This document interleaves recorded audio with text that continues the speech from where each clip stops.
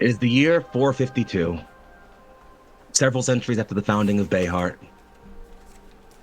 The low, rolling hills of Antalea are still peaked with snow even this late into the spring.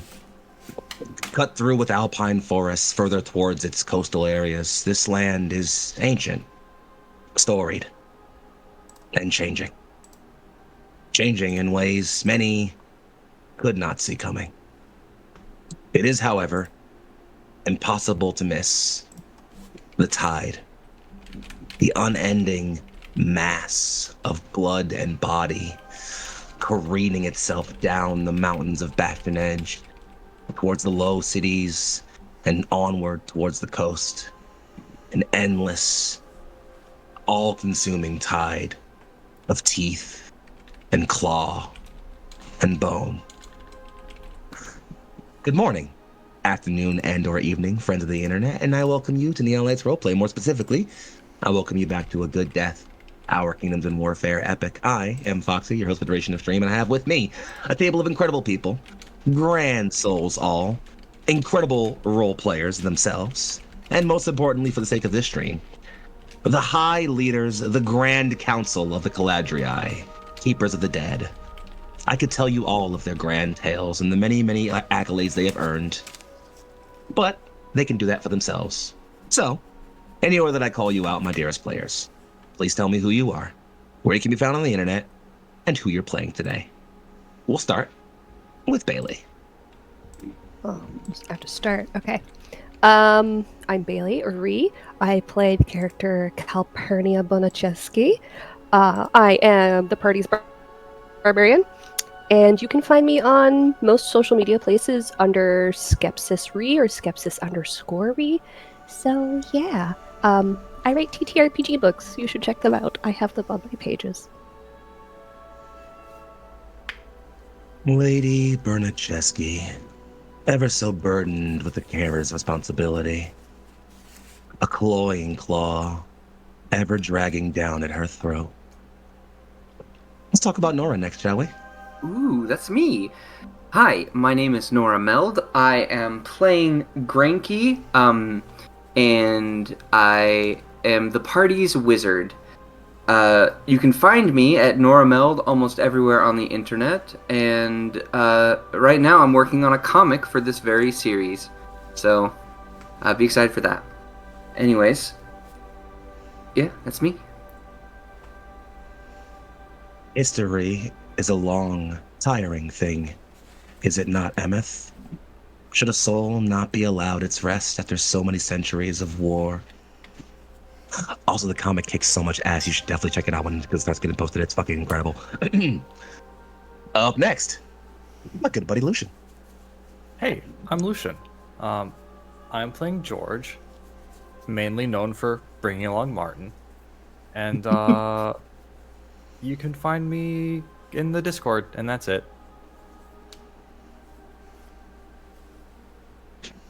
Sir George of Bayheart. The righteous, the wrathful, the believing, the foolish. What will you do when faced with an abyss your light cannot match? And lastly, joining us for the first time, but ideally very far from the last, it's of course the one and only Turk Accented. Hello everybody, I am Turk, or Turk Accented, if you are familiar with the sound of my voice and the presence of my influence in your minds. I am finally here. Unfortunately, was not able to join last time, but you have no legal way to prove that. And so I'm really excited to be jumping in now as Bo, the Omen, who I am super excited to play because I put way too much mental effort into being ready here and just everyone on their screen is incredible and I'm so happy to be here. Sorry. Ominous message time. Bow of many fears, bow of golden heart, bow of clipped wing. The world is too big for you. What will you do but scream when faced with its immensity? And lastly, I'm Foxy. I play everyone that's not these four incredible people, which is very hard to do because they're all really good at their jobs. And I think I could waste a little bit more time talking about the wonderful things that we do, but instead, let's settle ourselves into scene, as it were. The camera starts at the foyer of Old Keep, this ancient, held place, defiled by the forces of undeath, pressed open, exposed to outside air. The camera follows that light, travels with it, down the low hills and over forested peaks dusted over with light bits of snow, opening to the soft freshwater smell of a babbling river. It follows this river as it winds left and right, east and west, until it opens into a modest port town. Certainly no more than a few bare huts, spare farms, and shop stalls. But attached to it, connected to the heart of this river, is a rickety collection of ports and docks, busy with motion even now, totally unaware of what awaits this land. It is here we find 3 of the Caladriai's host. Having explored the depths of Old Keep and seen things mortals are perhaps not meant to know, the 3 of you delved, following your messenger, towards this town. If there is a problem, if there is something to be known, well, it's best to reach Baykeep as fast as possible. And, given your position, the water is the fastest way. Ferrying transport was nothing for people of your status, and thus several boats have already been docked and hitched up, ferrying, and you have menials and regulars ferrying your supplies and personnel onto them. It will probably be another 10, 15 minutes before you take off. And it's just then, as you all sit gathered and prepared here, off in the distance, the camera follows itself as over the hill, a steed creeps over. First 1, then 2 more, then 5 more, until over the hills, a low gathering of, I won't say humanity, but a low gathering of sentience pours itself over the hills with speed and grace, rapidly moving itself at pace towards the 3 of you. Your scouts are returning. Our scouts have some dope sirens. Ooh, that's the sound of the forward guard. Goddamn. Okay. Which scouts are these that are coming towards us? Do we know them by name and whatnot?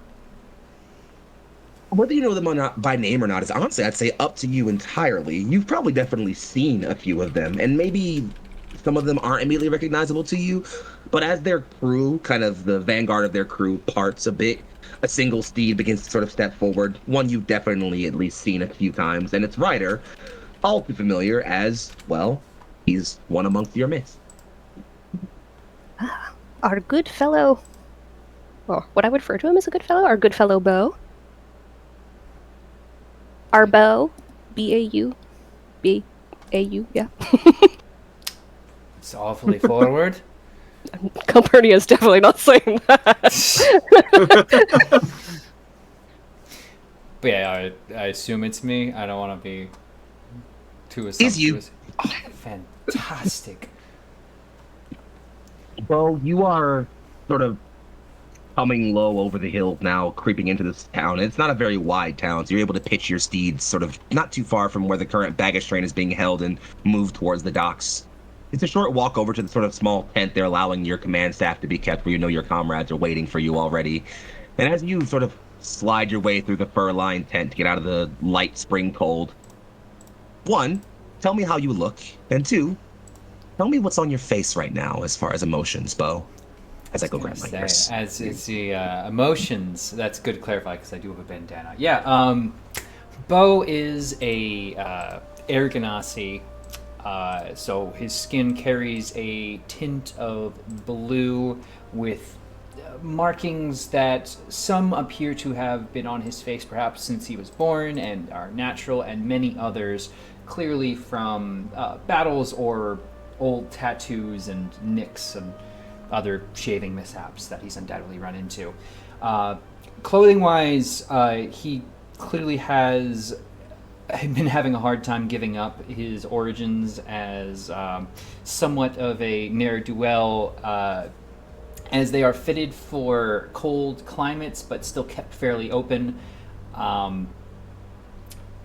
The kind of jacket he has around him is has shown its age time and time again, and although he's clearly got some armor padding in there, he's showing a large amount of skin up top, further illustrating a kind of pattern of various, again, tattoos, natural markings as a Ganassi, and then also wounds because he's an idiot who decided to go into battle with his chest exposed. But that's the simple marks you have when you are one such as himself.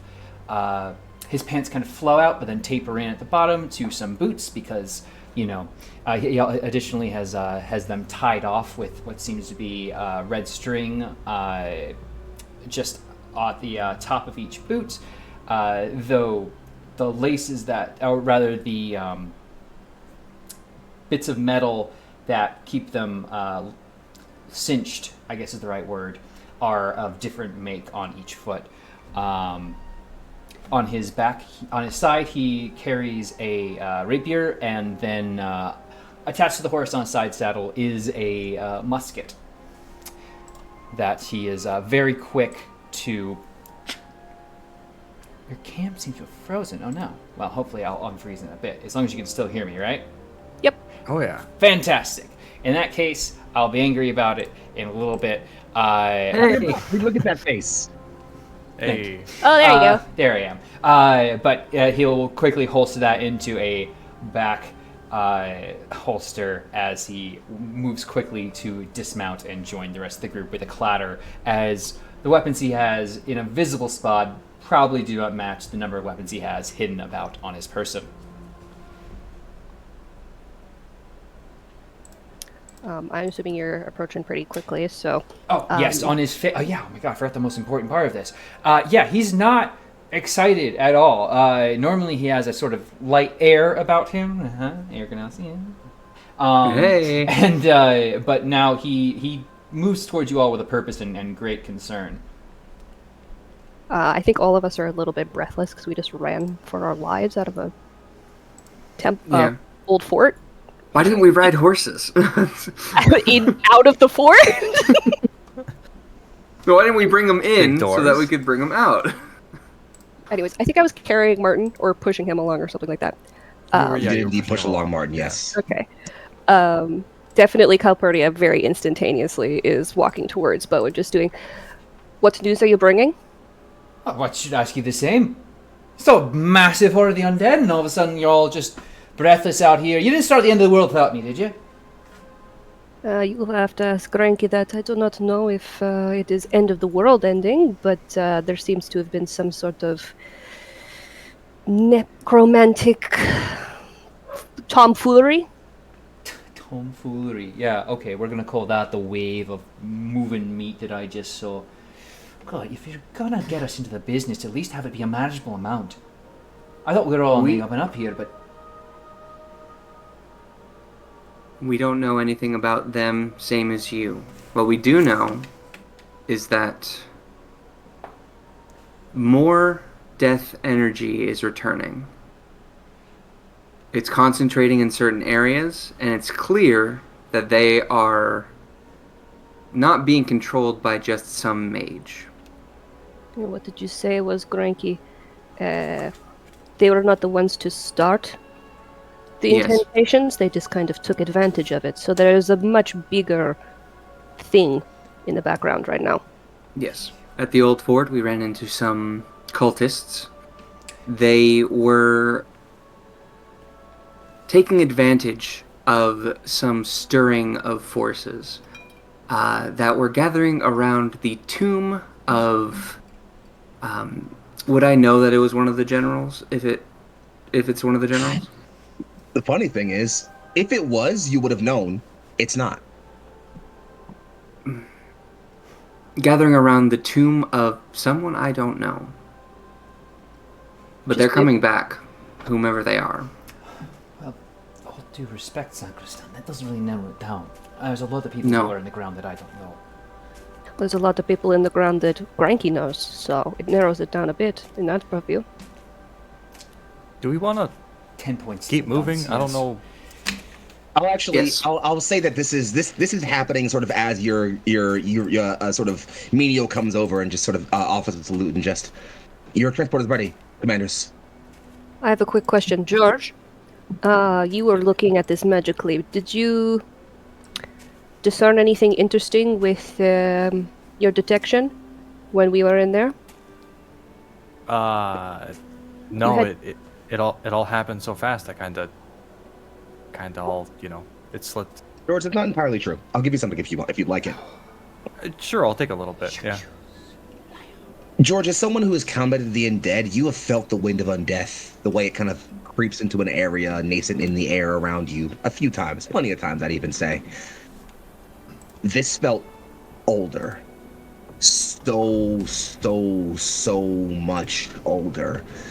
There isn't a better way to describe the way your limited magical set could understand it, except that it was ancient and powerful in a way you couldn't quite understand. Yeah, it felt, I mean, I did notice one thing. Normally, the undead, it feels a little stale. This was like that, but much worse. Moldy. Worse than that. I don't know what the word is for it, but it was bad, and not something that I've seen before, at least. This is what you get for walking into places of ruin and yuckiness. Did you at least throw Thank you salt both. shivers Get on over your horse. shoulder? Hey, we didn't know. We were told it was just some bandits. Did you put salt slivers over your left shoulder at the very least before you walked in? We took our proper precautions. Thank you for, and I turned to the scout who was saluting, and I say, thank you for informing us. Let's talk on the boat. And sort of... By your leave, commanders. And the scout heads off to go finish their own preparations and get on their own transport. And if y'all don't mind, we can keep the convo going, but we're gonna kind of just just slightly luma wipe to maybe a good hour or two later. You're now officially out on the waves. You're no longer simply at the dock. You are now moving. The cold winter air, or I guess cold early spring air, is slightly more chilled on the water, but this river isn't massive, so you're not traveling on open seas. You still can see the land on either side of you as you're traveling, and from where you are, you know that you will be able to see Bayheart. Probably within the next 5 to 10 minutes, you'll be able to see Bayheart from where you are. It's only a few hours until you're actually there. In fact, if I do you guys the favor of putting you all on the map of the highlands, we'll say you're all accurately about here now. Neat.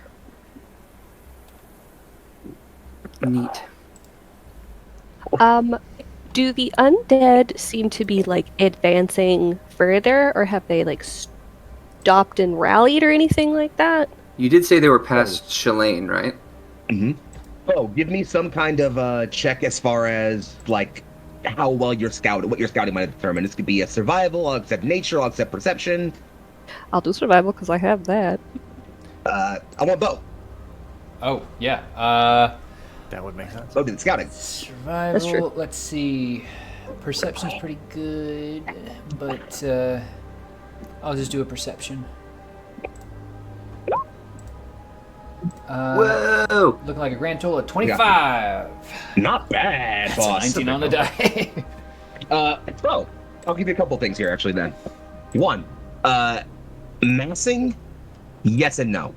They are pouring over in waves and just sliding through whatever town or city they happen to pass themselves through. It's just a wave of them. Do they seem to be following any orders? Not necessarily. More like just given a direction. We do have a process here in our vanguard that we look for anyone wielding particularly important looking sticks. The funny thing, nothing. Just undead. Miles of them. And not just towards Bayheart. Every direction.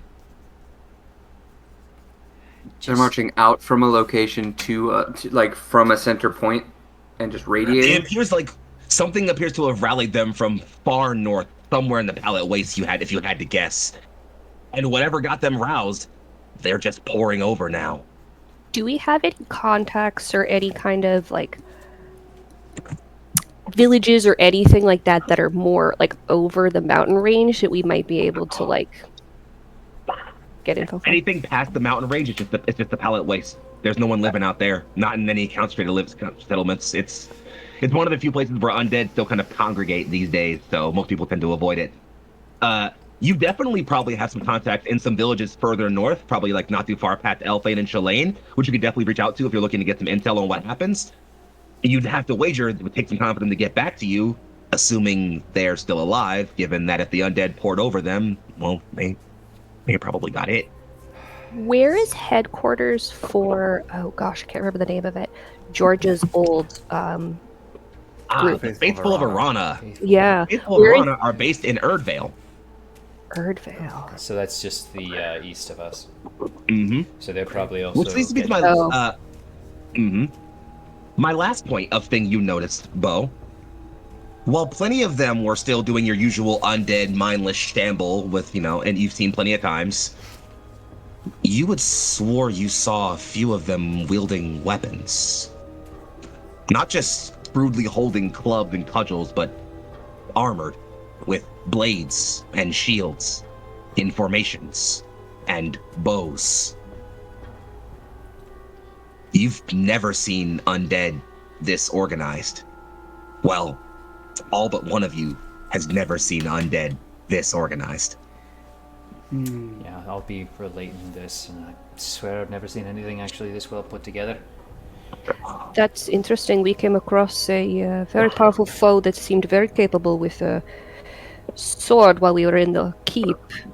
It seemed, theoretically, seems to have been controlled by the necromancer, the occult necromancer we killed in there. Killed the spelly one, and things are still going bad.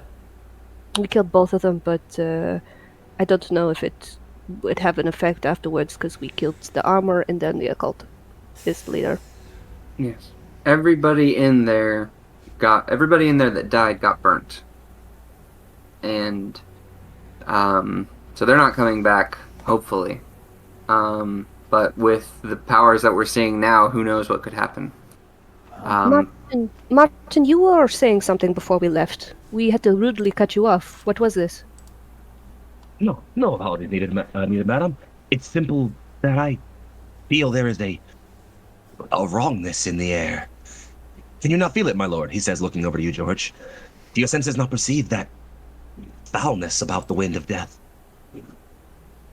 Do I? Mm-hmm.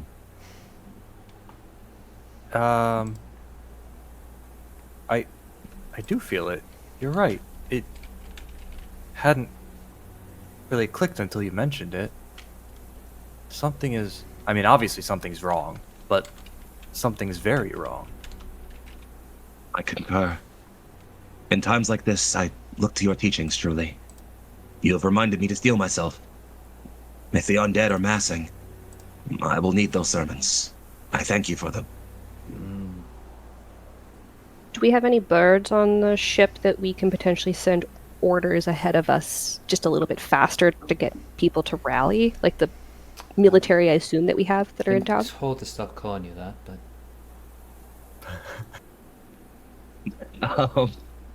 If you would like to muster a bird and send word ahead to Bayheart, absolutely.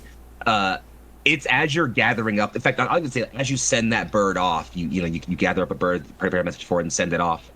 A soldier comes around and just, my omen, my lords, over the horizon.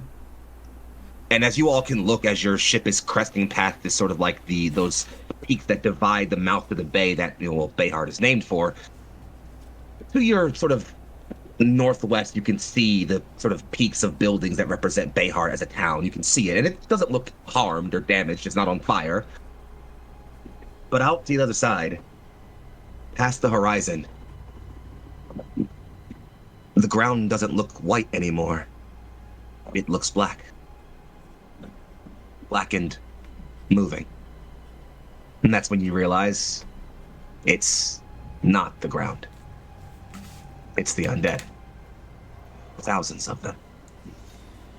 And as far as you know, while Bayheart has a militia, and it's certain that they can muster them and probably help in the defense, they don't have the military presence to defend themselves.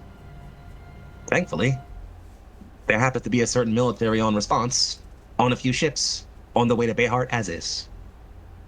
Do That's good. They should get there soon then. yeah. That's Somebody yeah. should let them know. Yeah. So We you should guys send a bird. are curious. We just stand on the boat the whole time, just like, well, that sucks, yeah. All right, so you want to go south? There's an island like Yeah, there is an island. a couple hours south. Everyone I think- can't swim.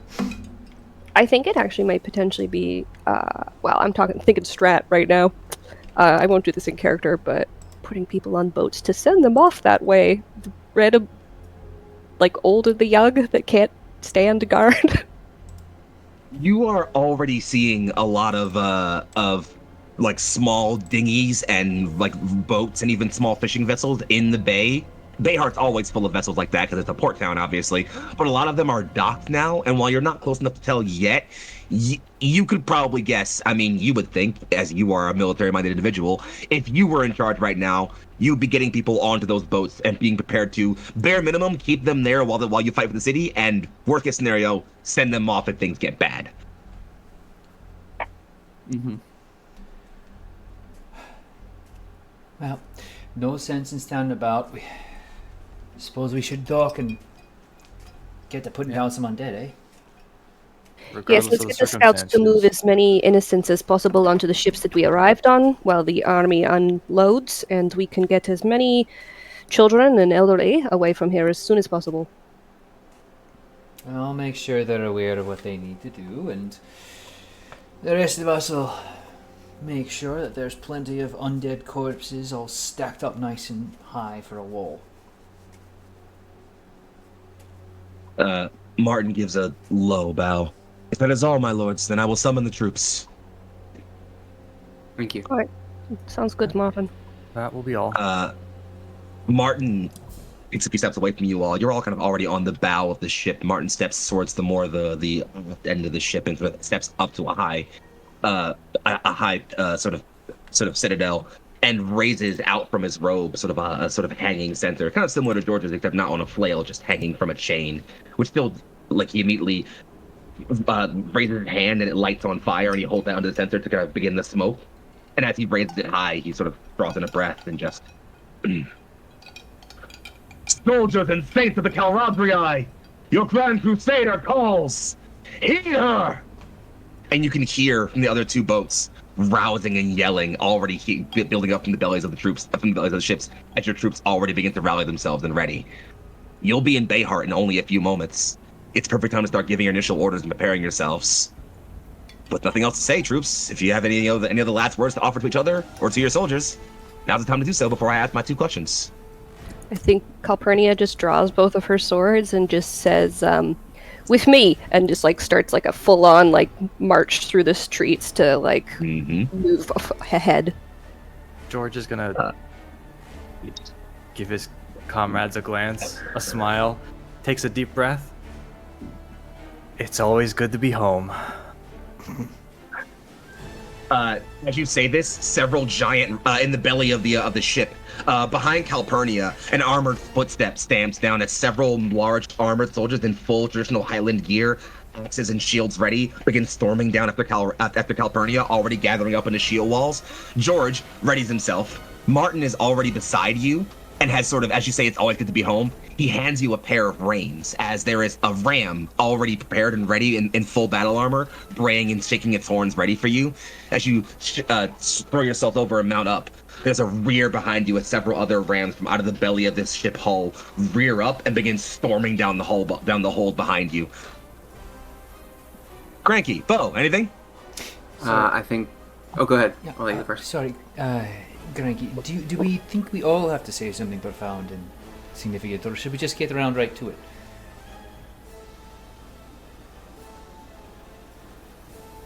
I think we're good to go. Fantastic. All right, I'll get my folks ready, and Bo will give a sharp whistle. That seems to kind of break off into bird call sort of thing, and top off the side. Mm-hmm. From behind you, Bo, you hear several other whistles kind of build up into that same whistle into bird call. And then over the side of the bridge, several scouts just start pouring themselves over, descending on ropes or just hopping over the side and rolling as they hit the ground. They are already ripping and roaring to go. Well, just briefly, like, pause and everyone gets the preliminary, like, eye contact nod, eye contact nod, eye contact nod from me. And eventually, like, whoever's the most minor member, everyone else will just watch as I pull what appears to just be like some egg and just smash it onto the forehead of whoever's the youngest. And then everyone breaks out into a laugh and tussle, sort of like shaking their shoulder, tussling their hair, and pushing them forward. Tussle the hair, and everyone wants to get a little bit of yolk on. It's good luck. They're getting yolk from you. I think as I watch this, I turn to my archers and I nod and say that same prayer I said to the half elf before we left in last episode, and then it's that sort of becomes a low rumble as we all head out. That same half elf is behind you, almost kind of not sort of praying, but offering a low, kind of almost baritone hum that several other members of the archers are picking up. That kind of almost underlines the prayer as other members pick up the prayer. It becomes almost sort of semi-low choral hymn as they all sort of march in ordered lines, stringing their bows, checking their arrows, knocking their quills, and preparing themselves. Caladriai, your troops are ready. Bayheart is under siege, and the undead are upon you. I have but 2 questions. 1, are you taking to the field with your troops, or are you remaining in the rear to kind of hold the line and oversee things as you check things? This is the individual answer. You can answer it separately if you would like. I think Calpurnia is going up because we haven't really had time to organize properly, so having somebody on the front lines with them giving orders seems like the most practical thing. Absolutely. Calpurnia steps forward into the fray. Others? George Absolutely. is definitely with his riders, yeah. All right, absolutely. George charges forward to the flanks. You have to kind of avoid the city and kind of flank around some of the larger port roads of Bayheart with your riders, George, but you're still moving with them and storming down the breach. I'm absolutely with. I stand center with them. Mm-hmm. You form yourself up on the line, and they form on either side of you, nodding and prepared. Bo. Come on, we're gonna let ourselves get upstaged by the tin cans and nobles of the group. They're not. Not a chance. You step forward with the soldiers? In world, yep. All right, friends. We are on the outskirts of Bayheart. The fields are already wet with the blood of the dying. As over the hills, you can already smell the stench of the undead. It will not be long before battle is joined. Friends, the way this works is very simple. I'm going to simply pick one of my groups first and deploy them appropriately, and then you guys can pick one of you guys to deploy yourself anywhere you'd like on the map. Make sense? Sounds good. All right, so this narrative. The first thing you see come over the hills are the slow, slavering, crawling steps of hordes of undead, ravenous and unthinking, the kind you have already been so used to slaying, as 3 ravenous hordes come up onto the map into the vanguard. Over to you, friends. Who wants to deploy? I think either Bo or I should go. Y'all have the infantry. Right in the middle. Yeah. We've got our levies, right? Yes. There are 2 units. As you are looking to the left and right, Calpurnia, you'll see that just behind your unit are several. They're motley. Their lines are not perfectly organized, and their gear is not the best maintained, but what stands of the Bayheart militia is with you. Okay. Do I have to place them individually, or can I place them both at the same time? Come on, where you want to place them. I'll put them down. Okay. I'd like to put the levies in the rear areas to protect the archers once they get in. Yeah. Sounds very smart to me. And then I'll move my soldiers up front. All right. You want to go for the vanguard? All right. Make sure you're in one of the actual boxes. Cool. In that case, we go back over to my guys. Initiate. in which case, Oh, sorry. I was asking if we could see that on the stream. Sorry. Yeah, we should be able to see. yeah. Okay, cool. Cool. Should all be visible. Next, Awesome. over the low hills come even more undead. Even more of those hordes of them you've already seen. You've dealt with masses of undead before, friends. This looks like more than you're capable of dealing with by default, or you've ever handled in your lifetime, as hundreds of undead are arcing over in a cresting wall around them, and there are still more to come. Back over to you all. Oh boy.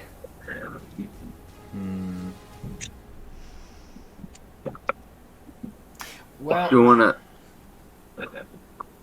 I'm thinking if our little lucky group of bastards joins the vanguard, I could deploy up front there. But I don't know. If someone else wants. I could deploy just so we see more unit. You just stay on the sides, though, don't you? Yeah, but Yeah. like saying Deploying you wouldn't matter. deploy though would Yeah. that would still trigger more guys. It counts, Yeah. yes. Yeah. So that could be a way to see where might be best, but I don't know. I figure smart. we don't want to leave the foot soldiers exposed. Yeah. So what's it called? Do we want to have George deployed or no? Are we planning on having the archers in reserve or in the center? I think center. Yeah, I was thinking center. Okay, Archers must deploy in the center or rear. fantastic. Archers must deploy in the center or rear. Then if I deploy here, that feel right for folks? Feels right to me. I think that's fine. Fantastic. I'll do that. Bo, you saw these on your march. Undead, but not hoarding, not gathering in large clumps. Organized and marching in rows, with shields raised and swords and blades ready, ancient and decrepit. These are the hallowed dead. The ancient dead from the war, risen again to now harry these lands. Back over to you all.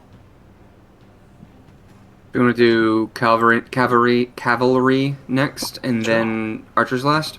Yeah. I think that's a good idea. George will deploy. It's off to the side. All right. In that case, here, I'll put you like right over here, just so we can kind of see you up, kind of closer into the ranks for the sake of visibility. Yeah. I can adjust. Yeah. And last, in the back lines, as described, Bo, several individual soldiers or skeletons marching in organized rows, and in their hands they hold blackened bows with arrows of quivers of ancient arrows slung at their hips. And since you only have your archers left, I will go ahead and give you guys the last unit as well. Actually, no, sorry, you guys go ahead, because the last one doesn't even matter. Go for it. I think the dead hunters should be in the center. Because those are the...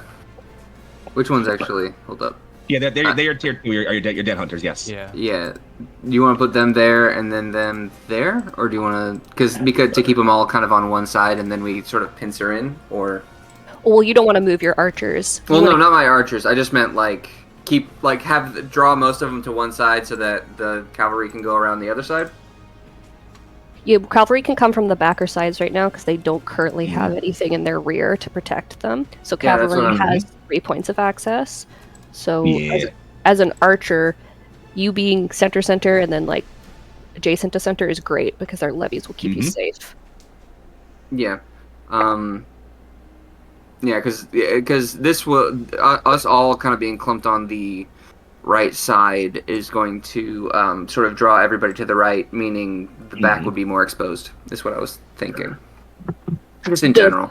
I don't think we should move the levies at all, ever. No, I'm not saying that. I'm saying that the skeletons, the hordes of undead are all going to try and move to where they can do damage, the foot soldiers. So that will likely leave their skeleton archers exposed, is what I was thinking. Oh, okay. I see. We can pull them out and back. Also, a reminder for you all that since you have your dead hunters in a tower, they count as being in a guard tower. All of your units have +1 to their morale. All of them, as long as you control that tower. And additionally, while you are in that tower, those dead hunters have +2 to their defense and +2 to their power. Yo, strong as hell. So Nice.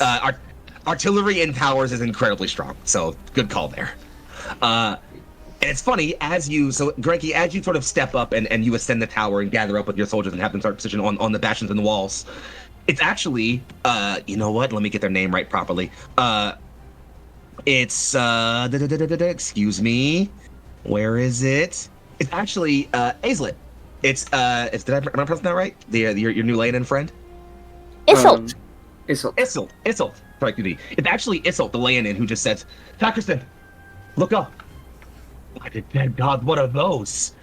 As up in the sky, Granky, you can see shades hanging over the sun and clinging down and sort of almost hidden by the clouds at first. And then they descend and you can see their hands and eyes and teeth and blades. These are Tarian souls drifting above the battlefield, waiting to descend on the living and turn them. Oh boy. I don't say that in character.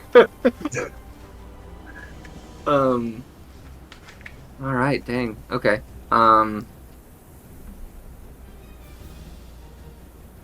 Okay.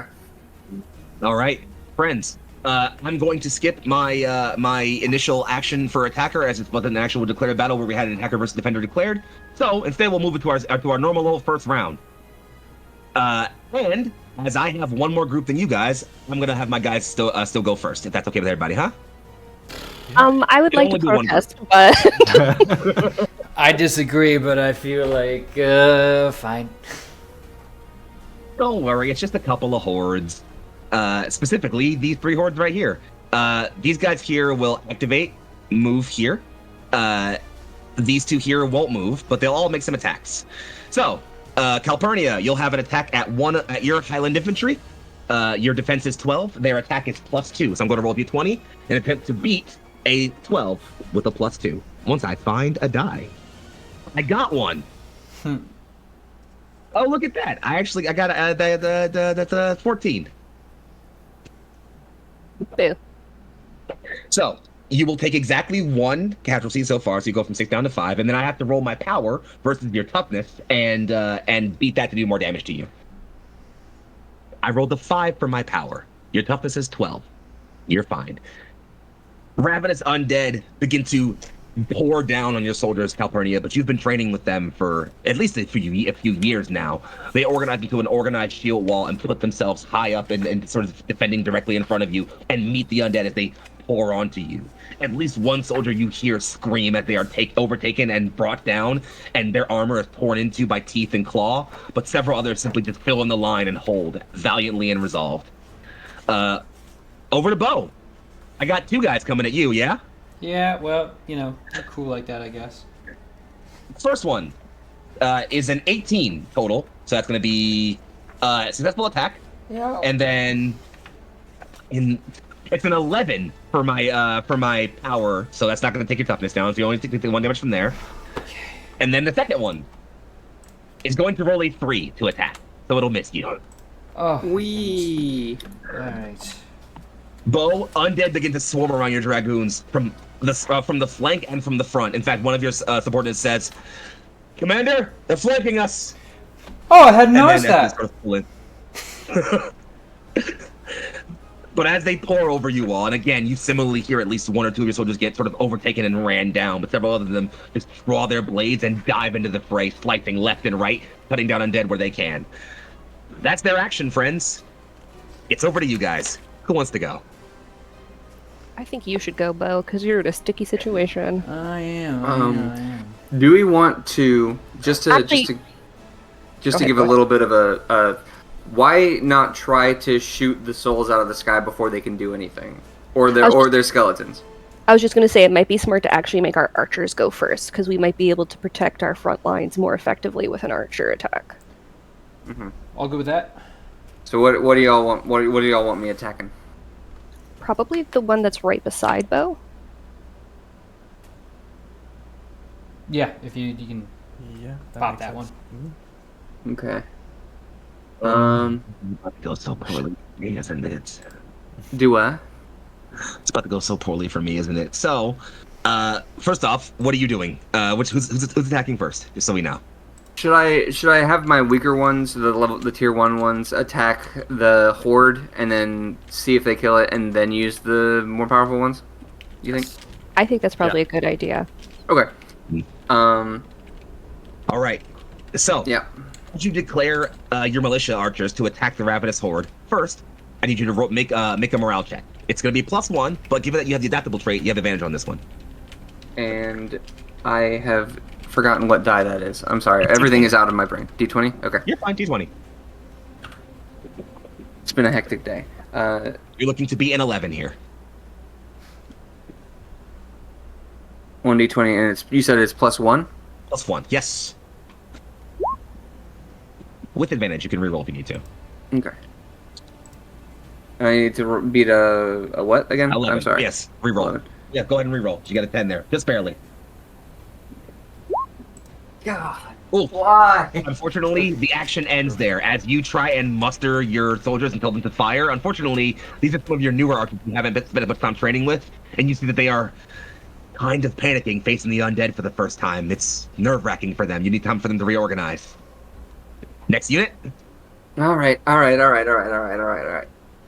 Still keep going for the horde, or do you wanna go for the souls? Which do you think is the bigger threat? I think the souls. You're the only one that can target them. Hit him. Yeah. Okay. All right. I'm going for the souls. Oh, this is gonna fucking suck. All right. So, make your normal attack first. Well, first off, they do also have harrowing, so morale check, which you can still reroll because you have adaptable. Please, yeah. Is it 11 on this one, or is it higher? It's gonna be 10, 11, 12, 13. You still pass. Okay. And now, because you passed it, that unit is now. I'm gonna give them a marker for it. They don't have to make the check anymore for the rest of the battle. Okay. So I'm gonna give them this. What's it? Let's give them this. This little heart with a chain there. So they have passed the harrowing check. Go ahead and make your attack roll now. Okay. And D20 again? Or is that? Yep. D20 +7 this time, trying to beat the defense of 11. Don't give me those odds. I'm gonna fail it. Never give me the I odds. believe in you. Yeah. Okay. A 15 will do it. They will take 1 damage by default. Now you need to roll versus their toughness. You're gonna roll your power, which is gonna be +2, but you are on a tower, so it's actually +4. It's 4.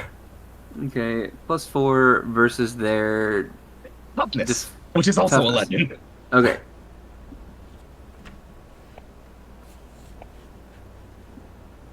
That's gonna pass it. You're gonna deal another 1 to them, taking them down to 4. And hey Nora, if you scroll into the militia dead hunters, you might notice that next to their damage number, they have a little 2x next to that with a little sword under it. Yes. Well, I guess what that means. Double damage. Attack twice. Oh, attack! Oh. Oh. So attack again. You see Get why it. it was gonna not go well for me, by the way. Get it, archers, get it. Yeah. Wait, hang on. Whoa, what the heck? How did that happen? You did what? But you rolled an 18. It's already high enough. You hit them. Okay. Go ahead and roll your power. My bad. I thought I put plus and I hit equal So yeah, instead. that should have been a +7 anyway. So now you're gonna do 1d20 +4. Okay. God, what is with my inaccurate keyword hitting today? It's all good. All right. You're doing your best. So fun. Gotcha. 1d20 +4. That Ooh. won't get them, unfortunately. Why? But you did still. So you command your you sort of like raise a hand in flame in your candle and point towards the sort of carrion souls as they descend. Your dead hunters who are trained, experienced. In fact, dead hunting you would know is a profession people sometimes take in the highlands. Literally just like, hey, I will. It's basically like being a town guard, but specifically for the undead. These are dead hunters who you have trained and brought into your company as effectively as mercenaries. They've dealt with the undead before. So yeah, these souls are strange and new things, but Sackerson said shoot. They aim high and fire. And you see those souls begin to just part as they split.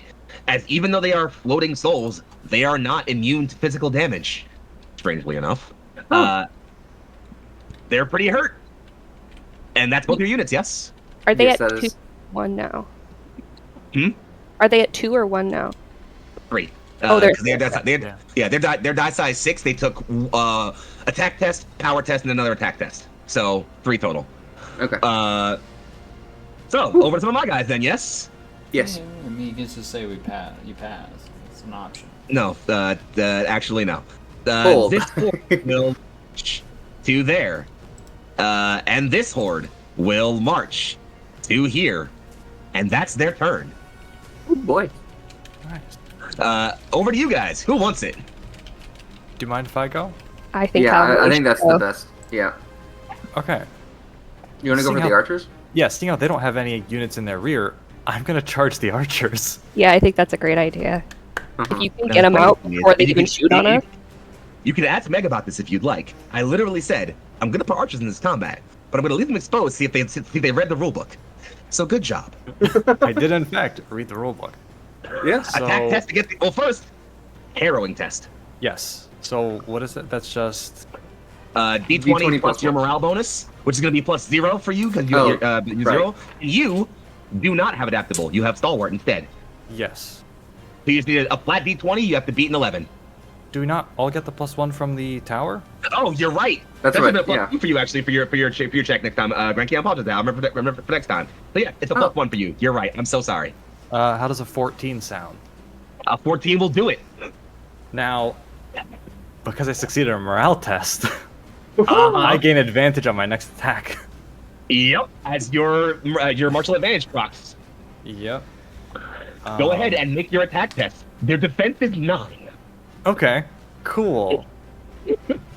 So that's a 12, and that's an 11. So that's 12 plus my 3, so for 15. Yeah, you're good. Yeah, Yeah. you hit them.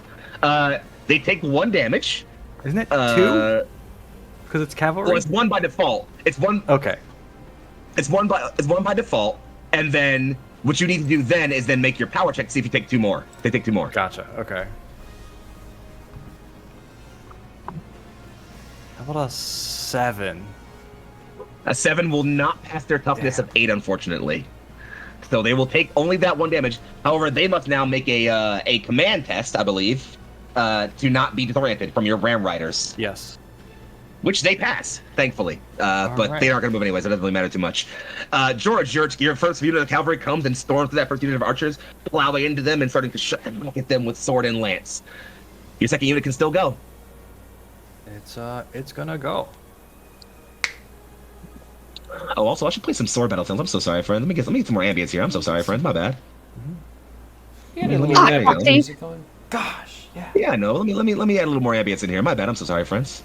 You're in control of everything. Why can't you do this one thing, Bugsy? I'm so sorry. I know. I'm so sorry. George, your second cavalry unit. What's their plan? Attacking the same unit of archers. Second verse, same as the first. Harrowing check first. 14. Pass. Advantage on your attack check.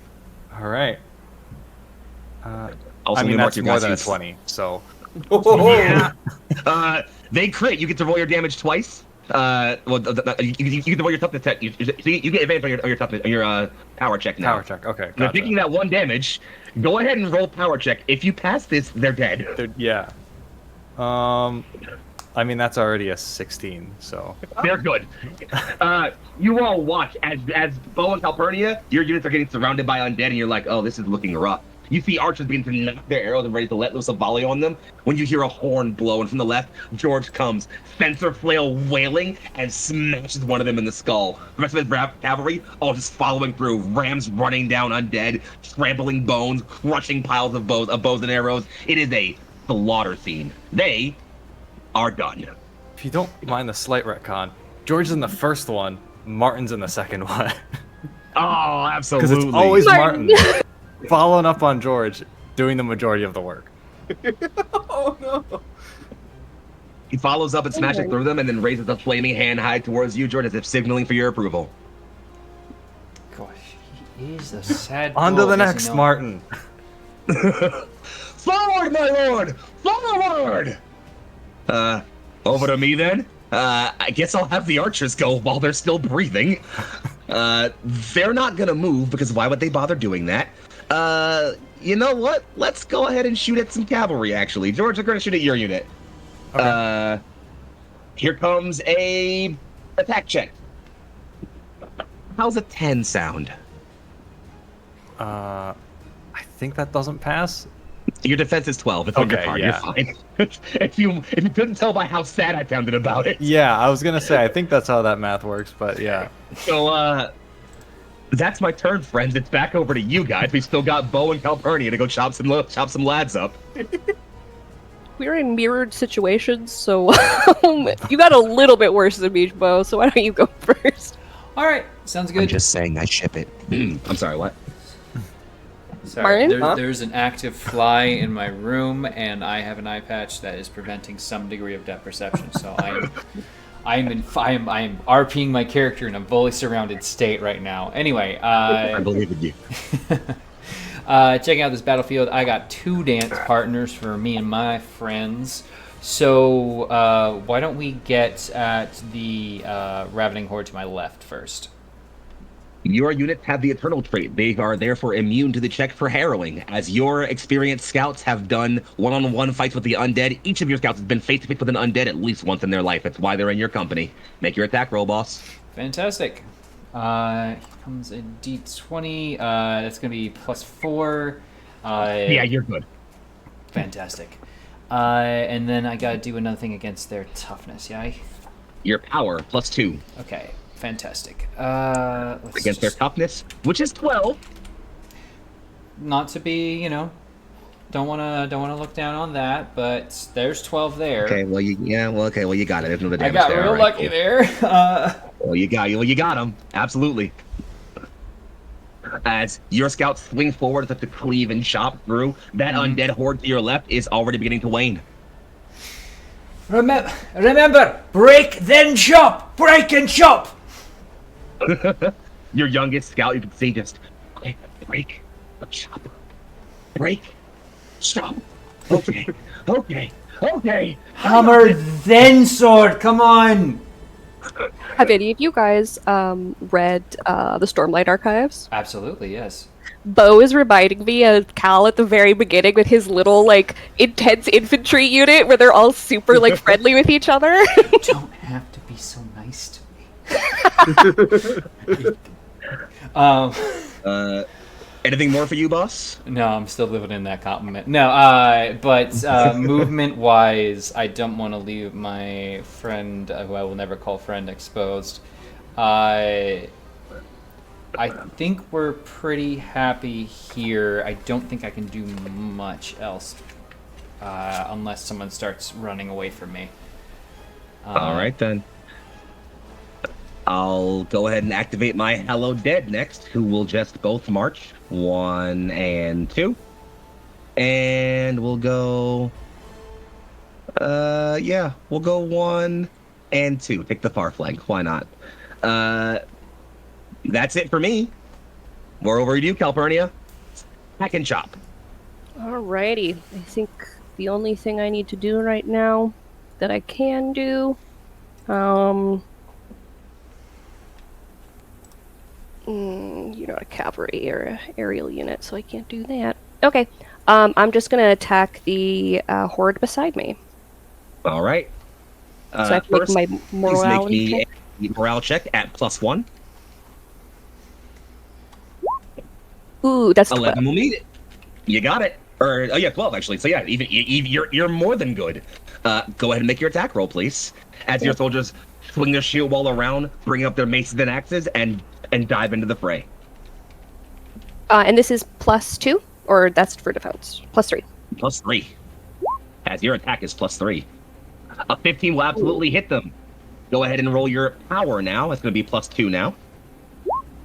12. 12 absolutely takes them.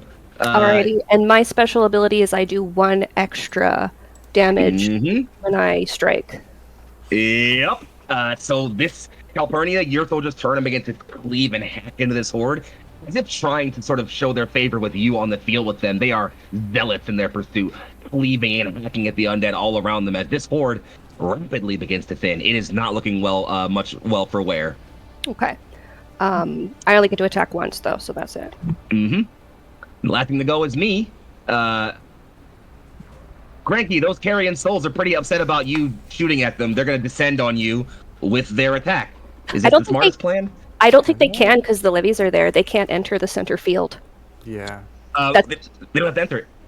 Oh yeah, they don't because they're flying. Yeah, they're aerial. not cavalry. Oh, they're aerial. I see. Yeah, they fly. They're Oh. Marines. So here comes that. Oh, actually, you know what? I lied. They're attacking the levee. No, No. our little boys. Let's see if That's where our Chevy is. Sorry, I'm sorry. That's so dumb. fucking god damn it. I hit them, and then I roll my +5 power. I pass their defense. I deal 2 damage to them in total. As the carrion souls begin to defend and swarm around the militia, as if looking for the weakest, most afraid soul to prey on. They're just little guys, Foxy. Yeah, I know. I'm kind of an asshole. It's kind of crazy, right? Why would you do that? They're just little guys. I know. I'm a level 1 Well, minion. we're back at the top of the round, friends. Do y'all want to go first this time? I think we have to deal with that aerial unit, so either Archer or Yeah. Cavalry has to go for it. I think Only only archers can Archers, yeah. target it. So definitely. yeah, definitely try to get that one gone first. I say try again with the militia archers to get that what's it called out of the This way. one here? I'm gonna attack the militia archers into the carrion souls. Oh, militia into the carrion souls? Yes. All right. They did not pass their harrowing checks, so they should make it Nope. right now. And does Gonna that be do I at get? +2 Yep. in total. Oh my! Oh, then that one. There has to be at least one every night. I'm so sorry. Do I still get my? Unfortunately. Sorry, go ahead. What was that? Do I still get my advantage? Yes. You still get Oh, your yeah, advantage. Yeah. Thank the heavens for that. Hey! Much There it better. is. 21. Sacristan, tell me how, in the midst of their fear, you're able to rally your troops who are below the tower next to you. I think I can feel that they're not shooting. There's a lot less arrows going into the sky than expected. So I think I personally run to the edge of the edge. Are there oh Like no, what are they battlements? called? Yes, absolutely. The battlements. The edge of the battlements. Are there like those fire pits in the metal things? Yes. I forgot what they're called. Pokers? Braziers? Huh? Fire Yeah, like pits in the metal braziers? things? Or like you Yeah. poking it, or the griddle? Like it's like a you know how they have like for light they just have like Brazier, they're like yeah. torches but Brazier, bigger. yeah. Brazier. Yeah, it's There, brazier. thank you. Yeah, okay. Thank you. That's the term. I didn't I hear thought it you were earlier. trying to say like a fire, like poker or stoker, and I was like, No. what? I think what Granky does is he says something like show no fear and then uses magic to lift fire from the brazier and throw and lob it directly at the carrion souls. It's actually the young half-elf who you consoled last episode who sort of looks around his compatriots and says, "Follow the Sacristan's flame! Fire!" And all of them aim up and let loose. Make your attack roll. And that is +7, correct? +3. This is for Plus your. three. This is for the. This is for archers, these not, ones. not the. The not the yes. not the better ones. Got it. Not the good guys. 18 That's still. a hit. They drop down. Go ahead and make your power roll. Now it's going to be at +2 against their defense. Against the toughness of 11. That goes through. The carrion souls begin to disperse and scatter as many of them begin to flee. They don't look long for this world at this point, as if they weren't ready to be this harried down and focused by this many archers. What's left for you, Granky? Well, if they're not gone yet, I think I still got to get rid of them. Yeah. So next up, it's the main militia, main dead hunters. All right, make it happen. All right, and this one's +2. Or no, that okay. So 9. Sorry, it's not. It's plus. They already beat the morale check the first time. Yeah, they already passed that.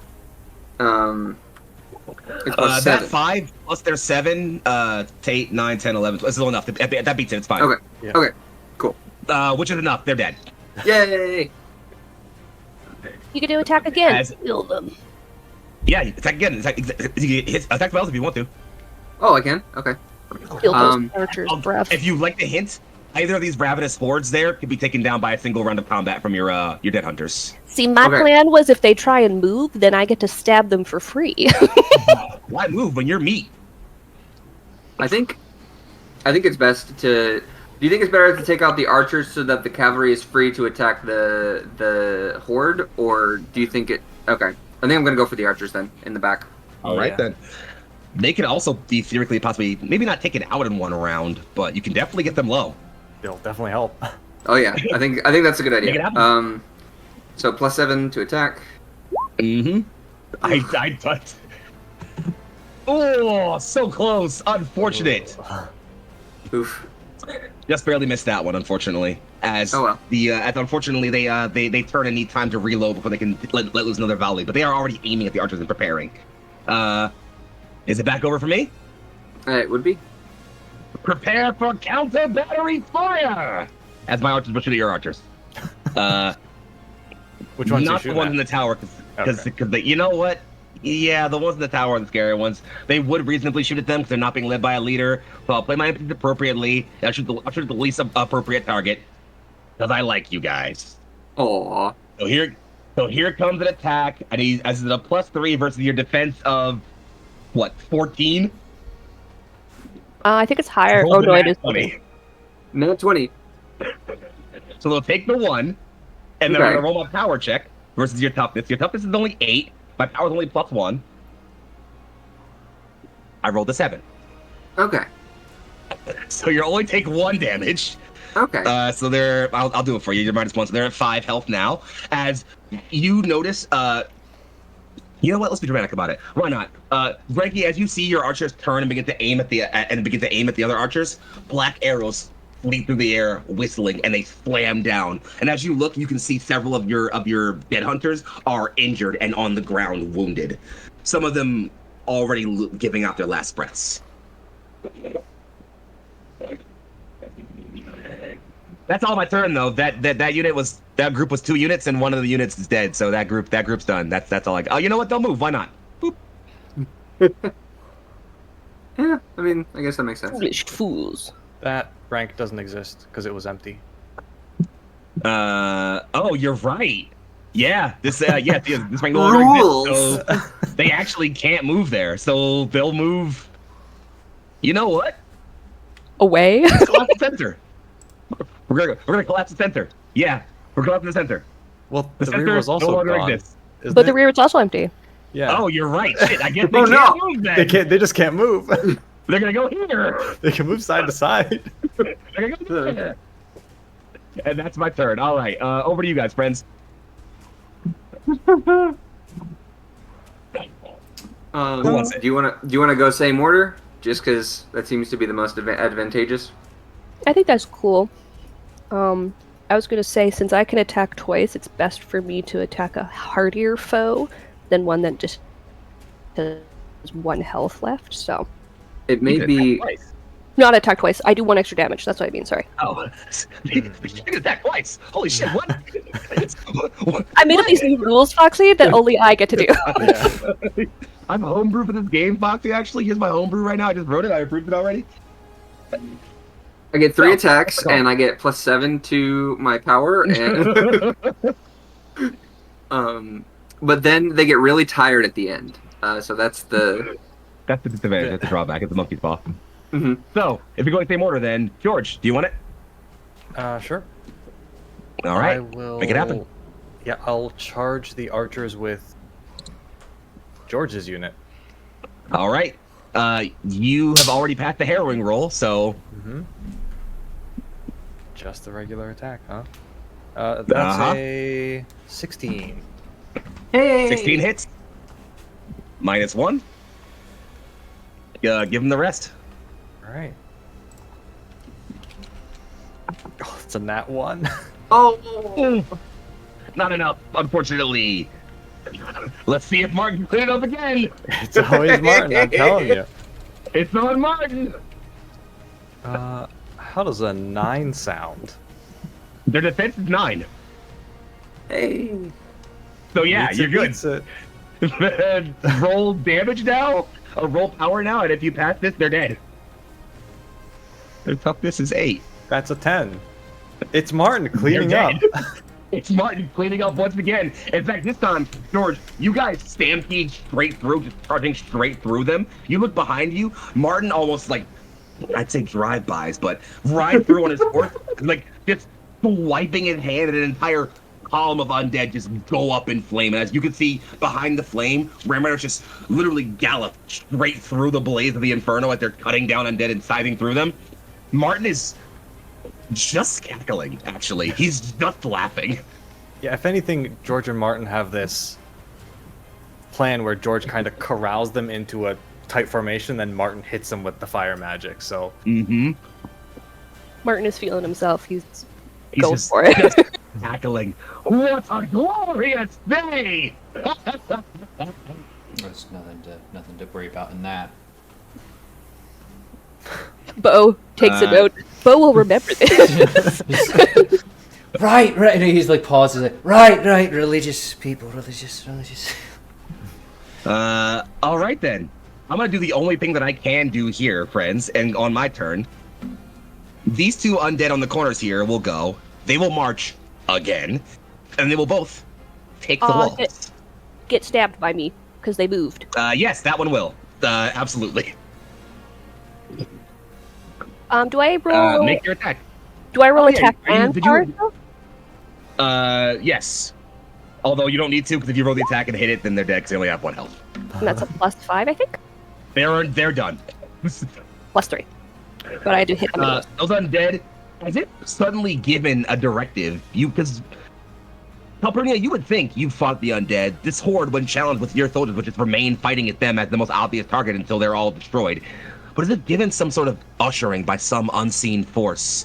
They jump for the walls, begin to scramble and climb up the walls. In fact, a soldier to your left literally just says, "My lady, if you don't mind," as you sort of step to the left, and he picks up his axe from the ground, sort of tosses it, and throws it directly into the back of one of the undead as it falls from the walls, and the rest just start to like attack and pile them. And eventually you're able to thwart the attack from the walls, but you have that moment of like, why would they go for the walls? And then you look to the other side of to the far west of the battlefield, and you see the other set of walls. Undead are scrambling up that as well. Into These guys are gonna stay right here though, because they're super fucking dead. Do I get to? Oh, it's not my turn. Never mind. It is now. No, it's Bo's turn. But Okay, true. All right. Well, best clean up our messes before they start advancing like pawns as well. I'll put attack into that ravenous horde. Sounds like a plan. You've already passed. Like, you don't even need to roll. You're eternal. Yep. You think we know? We think we're worried just because some folks are slack jaw. That's half the people we deal with. That's true.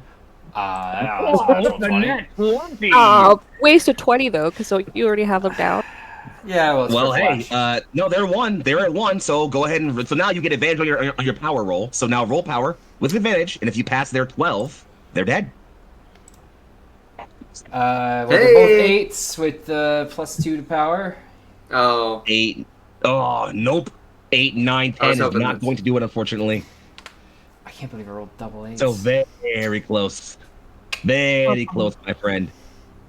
Bo, you are cleaving and cutting through the undead to your left, but unfortunately this horde is just a bit thicker than your scouts are used to fighting in their one-on-one duels, and they are, while you're holding them back and keeping them from advancing further into the town, they are definitely still, well, harassing you. Anything more for you?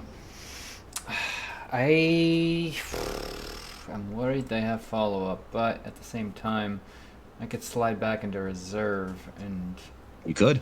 You'll take 2 movement attacks potentially. Yeah, and rather if I wait for this one to move, then if it moves forward, I can follow up and take its spot, and then Very smart. and then be ready to fight the Hollow Dead. So I'll sit here. Thank you for right now. Alright. I'm very much enjoying my little spot in the center. Can Turk control one of the levies? If you'd like, yes, absolutely. You can move one of the levies up potentially. If you'd like. Want to move them up? On the left here? Yeah, I was saying If you on want- If you move up 1, do you want to... You can march as well for another move if you'd like. I think it may be safer to keep it there. Mhm. But that's No, up no. to you. It's up to you. They can also hold their action if you'd like. They can hold their action to attack when someone comes next to them. That's an option. Holding an action is the thing you can do. Hold an action because either way they'll be able to get at whoever is. If the Ravenous Horde spills over to the left and they can get an attack on them and start something, that's one way to do it. Very smart. And then if I somehow miss my hit on the Ravenous Horde. Very smart. Well, I won't waste your time figuring that out because it's going to happen next. This Ravenous Horde is going to move. Okay. Follow up, and I want to make your reaction automatically. check. Yeah, automatically Oh yeah. succeed. Follow up. You already make that. Succeed. Whoop. You slide right there. And The levy will make their attack, and you get to as well. Yes. yeah. Well, I'd like to make my attack first, just in case I Okay. take them Go for it. down. That's gonna be a 15. Absolutely, they're done. All right. Yeah, we charge in. Bo, you know it's the same phenomenon as the undead that would have been like continuing to pile onto you, all seem to sort of suddenly look up, look at the town, and start barreling for it. I'm starting to feel a bit ignored.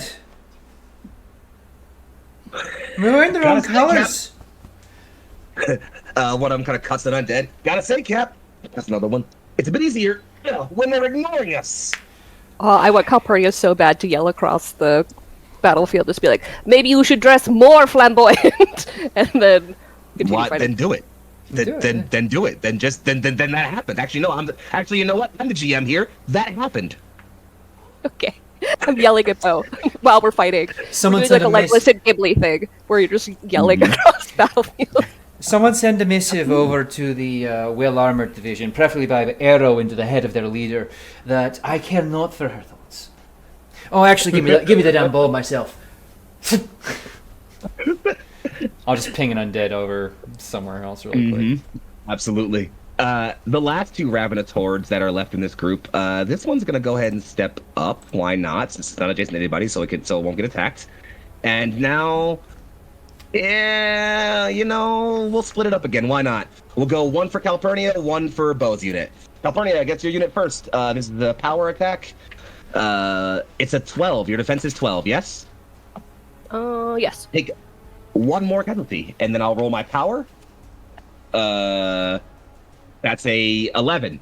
Unfortunately, it's not going to do it. I cannot get a power roll off this fucking session, I swear. Bo, up against your unit. I rolled an 8 again. 8 total ain't gonna quite break the skirmishers. Yeah, noticing that might be the case. So, really, really loving the level of undead damage I'm being put out here. Also, I should count my units. 1, 2, 3, 4, 5. Huh. Y'all should kill one more unit, one or two more units.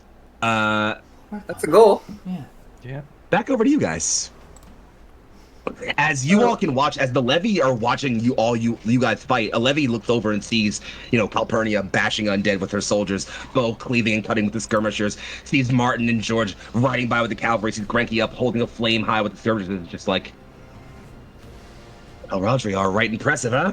Another soldier just says, focus on the dead, yeah? I feel like from Calpurnia's area, every once in a while, there's like these bursts of like spectral, glowing fighters. Absolutely. Obviously, she kind of looks like she's got wings flying around her, so. It is a spectacle. You all in battle are a wonder to behold, even in the midst of warfare. That's what Speaking Calpurnia of- meant by more flamboyant. She's just more obviously a target on the battlefield. That said, Calpurnia, it's your turn. I'm gonna attack the guys in front of me because I don't. All right. I can't attack horizontally, can I? Yes, you can. You can. Yeah. Oh, Anything okay. Then adjacent. I'll attack the hollow dead because they're more dangerous. Diagonally, you can't. Yeah. Oh, You could okay, move yeah. here. You. I mean, these guys are dead, so you could move here if you wanted to and attack them. but I guess. Well, potentially, then this guy could potentially attack me. They could. They could, but they use They use their reaction to do so, and that's assuming that that's what they want to do, and they're not ravenous Exactly. continuously moving forward into whatever's next. Okay, Exactly. I'll pull their reaction if they do.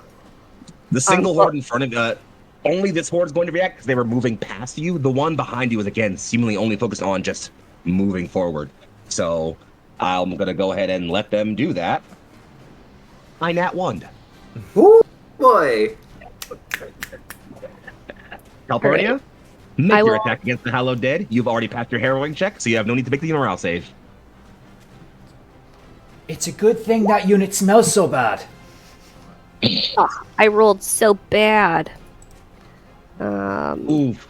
Yeah, I don't think I get it. I don't have anything that would get me 3 to do plus it. 3 is not going to get them. Nope, unfortunately.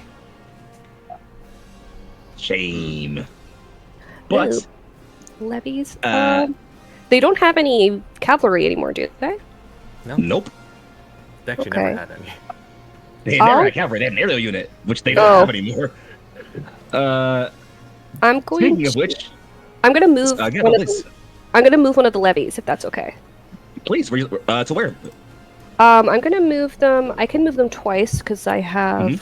some special thing I can't remember the name of currently. So Yeah, I think I you're can move. plus 1 movement. Yeah, so I'm gonna move them right behind this other levy in case these got it. units move up. You've got it. And I guess lastly for me would be the other Hallowed Dead. This one here won't move. They'll simply attack Calpurnia's unit because they are still there. Calpurnia, another organized shield wall comes up to meet yours. And for a brief moment, this doesn't look like an operation of purging undead. This looks like a battle from the old wars you hold about in your youth. Legions of undead meeting armored soldiers in organized combat. It almost feels surreal to watch. That's a 13 plus 5, which is going to pass your attack, your defense. You take one more, and now I gotta roll my power. And that's hey, I finally did something. That's a 17 plus 5. I got through your defense finally. So you're down to 2 as you're looking around Calpurnia and recognizing you're taking casualties. Soldiers are dying left and right, and you are starting to notice that there are a lot more bodies on the ground that look like your soldiers. One of them is sort of standing by and watching the Hallowed Dead swinging left and right, cutting through them with wide sweeps, and doesn't even notice that the sword literally pierces down through his armored gorget, stabbing straight through, and he sputters around it and falls over dead. Milady, we are suffering losses. We should refocus. Yeah. My unit's not broken though. I don't think my unit can break Nope. because I'm stalwart, right? Your unit cannot. Well, stalwart means that now that you are diminished, enemies have disadvantage to attack you because you're stalwart, which is good for you. But you don't break until you take your left casualty. That's when you break. Yeah. All right, So, you're still we holding. do it in Ted's 300 thing and built a proper little wall. Absolutely. Lock into a proper shield wall. Some soldiers crouch low, others go high and sort of lock their shields above them, and then you have an organized shield wall almost bracing around you in a square. Your 2 swords are drawn, your ancestral guardians all behind you, and you are ready to face them down no matter what. Yeah. The last Hallowed Dead Calpurnia is- doesn't fight with a shield, so she's just going in front of the shield wall. Absolutely. Stepping forward and ready to slice forward. The camera sort of follows along across the battlefield towards the other Hallowed Dead, who will move down. Bo, you find yourselves a little sandwiched. They're going to attack you, by the way, if you were curious. A 13 plus 5 is going to be a 18. Yeah, that'll break my 12.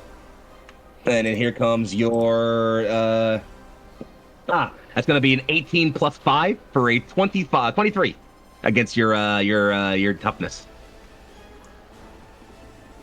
Well, that's not very nice. It's only 1 damage. Well, that's not me failing a morale test, eh? That's just Nope. sucking. All right. You're hanging in there. So it's just As it's you- 2 damage, right? Yeah, two damage total. So you'd be at yes, you'd be down at down to 3. So yeah, you are down to diminished now. As you are noticing, Bo, again, in a way you've never seen before, these undead are organized. This is not like fighting undead. This is like fighting soldiers, and your scouts are not as well trained against fighting organized soldiers. You are just like Calpurnia, noticing losses. Soldiers are dying. Hell's above and below. Where's their damn commander? Somebody shoot someone looking important. I'm so glad you said that. We're almost done this combat. Yes, perfect. Friends, we've got one more round in us. Let's go back to the top. And since y'all went first this round, you know what? You're right at the cusp of it. I'll let y'all go first again this round. Who wants it? I Do you think wanna- cavalry should go because all of these Yeah. units are Yeah. weak cavalry right now. Yeah, I think that's probably a good idea. All right. Oh, also, sorry for not marking the archers dead properly for some reason. I don't know why I didn't mark them properly. There you go. Wait, what the hell? You can only have so many X's, I think. I don't know. Huh. Oh, that's not right. So, That's That not. one popped up as an X. Weird. Oh, weird. that's weird. Whatever. All Boop. right. Put them into the ether, yeah. God. Um, Oof. I'm gonna charge the hollow dead there on the left on our vanguard. You got it. They will use the set for charge reaction Okay. and will pass their command roll. So, assuming you pass this attack, you will suffer 1 casualty. Okay. Go ahead and make your attack roll. You've already passed your harrowing save. Yep. That is a 17. Absolutely passes their defense. Okay. I lose 1. Great. All right, and then Power? yep. Oh, Ram Riders. DC 10 yes. command. That's You're why I right. did this. DC 10 command to be disoriented. Fucking 9. They failed it. All right, they can't do anything on their turn. Yep. And for the power, Assuming they get a fucking turn. that is a nat 20. Oh my! Well, yeah, they're taking that -2. They are now diminished. I mean, they can't be diminished because they're dead, but Yeah. yeah, as they're focusing on Bo, your undead or your cavalry smash through. Undead bodies go flying, skulls and bones launch into the air. You've still got 1 more unit, and if you get an attack and power, they're done. I think I'm actually gonna charge the other Hallowed Dead with my other unit. All right then, make it Along happen. this side. Yep. Do it. Ooh, how about a 6? 6 plus your No, What's just your 6. your attack is? It's 3 Oh, just 6? plus 3. Yeah. Oh, negative, boss. Yeah. I'm sorry. Well, Well, hey, at least you don't take any damage per set for charge. does Ram Riders apply? Because it just says when you attack. Yes, actually, Okay. Well. they passed there. So, Okay. over to me. Yes. Aye, Captain. Mm-hmm. All right. I got a couple of ravenous hordes left. They're in separate groups, though. No. Yeah. This one's gonna step right here and attack the levy that has still been untouched all game. That first levy ready in action, I never had to use it. Oh, yeah, it Yes. sure did. I'm gonna have it use it right now. Levy attack first. They hit. They deal damage. This ravenous horde is diminished now. Doesn't I matter hate if to they're be dead. that person. Do they have to roll harrowing? Oh shit, Joe, you're right. No, actually. didn't. Oh yeah, you're right. No, they passed it. No, they're fine. Okay. 17. So they're good. So Good job, the undead will guys. attack them back now. Yeah, they're inspired by you all fighting so valiantly. The undead failed their attack. So, you know. Our little guys It's- live to see another day. Mm-hmm. You know, this fight was supposed to be difficult, by the way, just in case you were curious. Wasn't last sessions 2 though? Hey, I got 2 health left, so it's not nothing. Yeah, That's we true. are Yeah. getting beat up here on the front line. Yeah. I'll accept it. All right, then. Back We're over just to you doing guys. our job as the Vanguard, keeping y'all safe. True. So, It's true. while this fighting is all happening, Bo, you make that line about, like, where the hell is the leader? Someone kill somebody important? You all can see a dark Oh, no. cloud falling over the battlefield, heavy and long. But it's back over to you guys. Oh Archer boy. time, I think. Yeah, y'all want me to go? Yeah, take down that hollow dead girl. Mm-hmm. All right. I'm gonna do the militia archers. Into the hollow dead there. You've got it. They have not. Wait, no, they have in fact passed their harrowing check already, so They have? they're good. Yeah. Make your attack roll. They're no longer scaredy. They ain't scared. 13. Does that hit their? 11 d. Not quite. Their defense is 11. Absolutely. Okay. Fantastic. All right. So that's 1 automatic, correct? And then they have Mhm. And they need to roll. They need to roll their power. So plus which 2. is 2. Yep. 19, baby. Absolutely. They are between the cavalry and your archers and bow sort of like standing in the line. This hallowed dead unit is wearing down. You all are fighting sort of at this point now, I'm kind of narrate this even though like the battle is obviously the lines are kind of stagnant on the map. At this point, you're now almost fighting a very organized fighting retreat. Pulling your lines back one at a time. Calpurnia, you hold up your shield wall while Bo kind of steps back, leaving through undead. and the archers are providing cover for you all, you're still fighting and holding the line, which is slowly backing your lines up back towards Bayheart as you begin to sort of end the battle slowly, bit by bit. Keep it going, Granky. All right. So they're still up. They How have much? exactly one. One. Should I with my dead hunters and get it gone, or do you want me to go for the other ones? You have 2 attacks. I think just getting rid of the numbers is more important right now. Yeah. Okay. Yeah. Drop So I'll go for the hallowed dead. If you guys kill one more unit, you win by the rules of how the game works. Oh, kill Okay. the big one. Yeah. Okay. I'll go for hallowed dead. How about that? How about we do Go that? ahead. Yeah. How about a +7 on that? 21. Yeah, they're dead, by the way. Don't even, yeah, you're fine. Granky, the cameras follow your dead hunters as they sort of knock their bows directly, not Robin Hood shooting, but shooting directly this time, line their shots up, and the camera follows a single knotted arrow as it shoots directly through the air, right past sort of a charging cavalry member, right directly over Bo's head, into the eye socket of one of these hallowed dead as they scramble and fall over. Dead. You all continue to fight.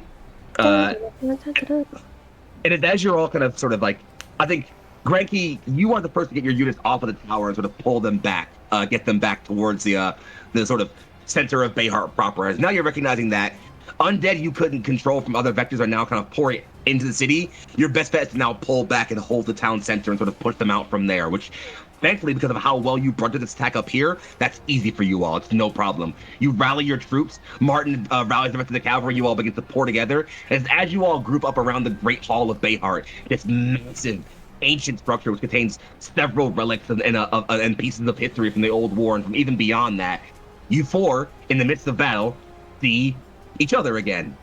Anything you wish to say? Any conversation that needs to be had there? As I move you all off the battle map for a little bit. Everyone's still alive, eh? I think Calpurnia says something snarky to Bo, to be honest. Some sort of, oh, look, you lived kind of thing. Like, oh, look, you lived. Oh, look, you're still somehow ugly. You both did very well. Thank you very much, Cranky. And so did you, George. Fantastic work. George is trying to calm Martin down. Martin. Martin is just flames lit, just calling up pillars of flame and just, die, wretches! Burn! Back to the inferno with you! Martin, it's over. My lord, apologies. Are you... I think I sit there and admire Martin's handiwork. Because fire is a special interest, so to speak. Damn it, I thought you were the crazy one, princess.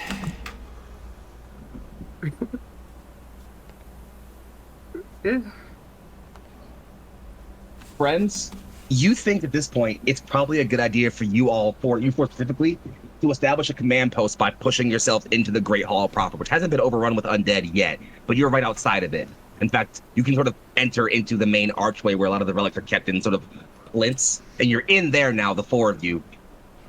That pal in the sky, it darkens further. You almost can't see the sun above your heads anymore. The undead, though, are beginning to wane. You can see your soldiers killing and pushing them down street by street, clearing out undead, rescuing civilians from buildings and moving them towards their towards sort of the many ships held at the port. It's still a difficult fight, but for now, you all are holding. Just barely.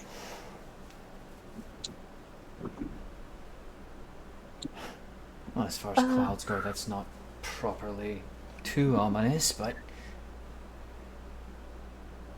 Hey, what's it called? Oh. What's it called? The people who used to read clouds to tell fortune? Augurs? Or, well, like, specifically clouds? Yeah, whatever. Some magical person. Mm-hmm. I was going to ask for them to come out and read the clouds, but if I don't know what they're called, I feel like Calpurnia wouldn't say it. Well, as you looking up to the clouds, considering calling for an augur or someone else to read the clouds for you, Calpurnia, you exhale, and the breath comes out cold. far more cold than the winter chill you have experienced. You look up at a dark, black pall of sky, breathe out, see the frost gather in your breath, and hear a voice directly in front of you. My, how valiant the winds of the living. As you look forward, Calpurnia, there is a figure in front of you with the chill of death all about them. Does anyone else seem to be noticing them, or is it just me? Oh yeah. As you all would have noticed that, and as you all look in the instance, yes, a figure is gathering out of mist in front of Calpurnia. Stab. I think that's all Calpurnia's first reaction. Just You stab at the mist, it parts, swirls, almost goes past you, gathers up behind you. The figure doesn't turn to look at you or bother looking in your direction, but you can now see him in his truest sense. His skin, a pale, sickly blue, crackled over with wound and damage from time. Long white hair spills and locks down his head, down the back of his head. And at the side of his hair, almost like horns, but flattened at the side of his head, like a wreath-like crown, twin peaks of black extend. You look as eyes of the purest purple look towards one of the plinths. A plinth holding an ancient sword. I think Calpurnia is just yelling Granky right now, just like trying to get Granky's attention to at least witness what's happening. Oh, I'm watching. You all see this. I see it. Absolutely. As in front of you, go ahead, please. Do I? As in front of you, you would notice this figure looking at all, well, not looking at all of you, but facing an ancient sword on a plinth in front of, or sort of in front of you all, looking directly at it. Figure isn't one any of the three of you, younger individuals, recognize. One of you, however, has seen this individual before. Oh boy. What do I know? You look at this figure. Its eyes, as you perceive it, stare at the sword. And then slowly, as if almost unliving, its neck creaks right, and it looks directly at you. 'Tis only the daring of the fated who wield the blade that killed them. Is that not correct, young Ameth? As you find yourself face to face with Vashka, the Unliving Crown, one of her Gauls generals from the war.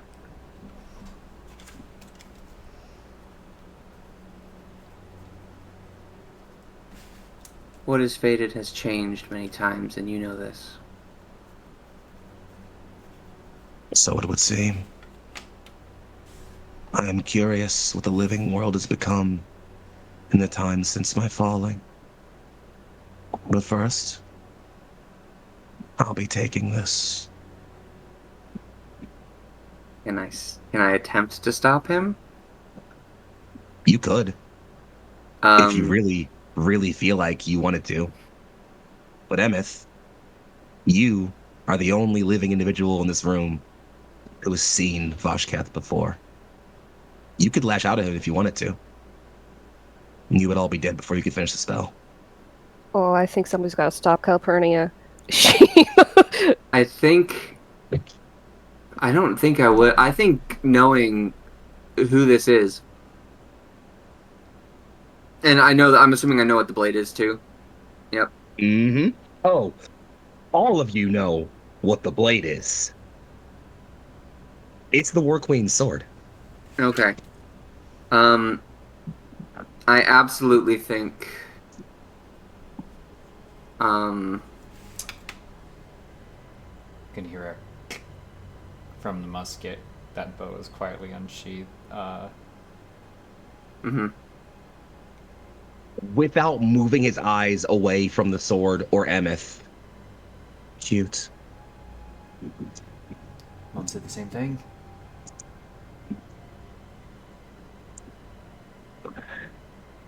I think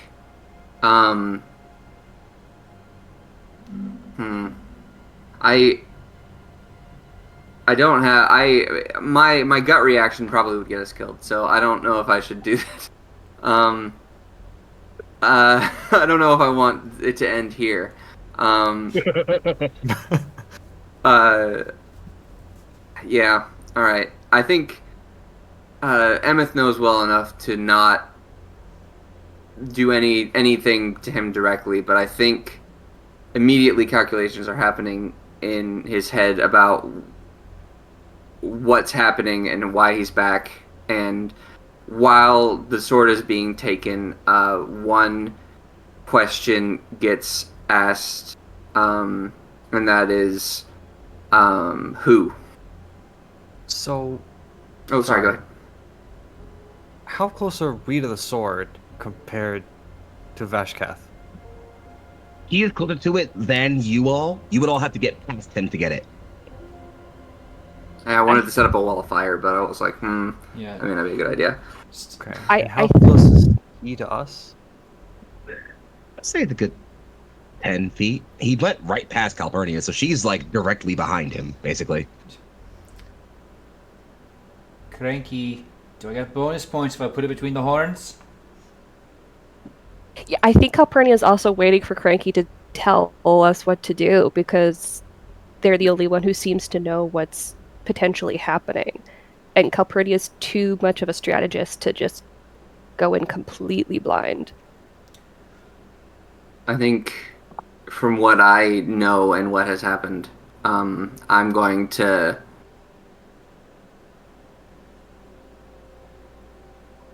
I think I know better than to just immediately fight with that.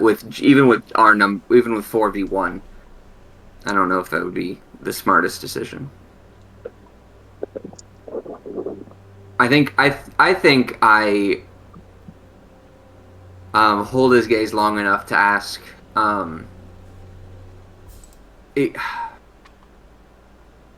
I think who is the question that I ask. And is this who brought you back? Who are you? Who? I know who he is. I think it's who's doing this, who's causing all of this. It's sort of the implication that gets across. You say who?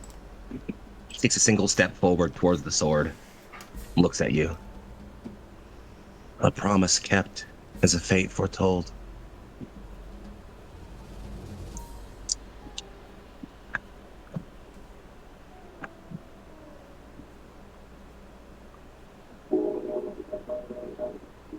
And it's as you sort of, you don't, while he doesn't answer you directly, Emmett, you're feeling at him, you're sensing the energies around him. All of the nascent death magic you felt gathering. George, that uncomfortable, ancient darkness you felt around you. It's all coming from him. It's him. The source of the undead that are raising up, all the things that are happening. It's him. Just him.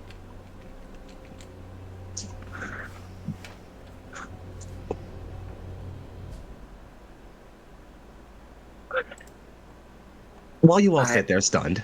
Okay. Mm-hmm.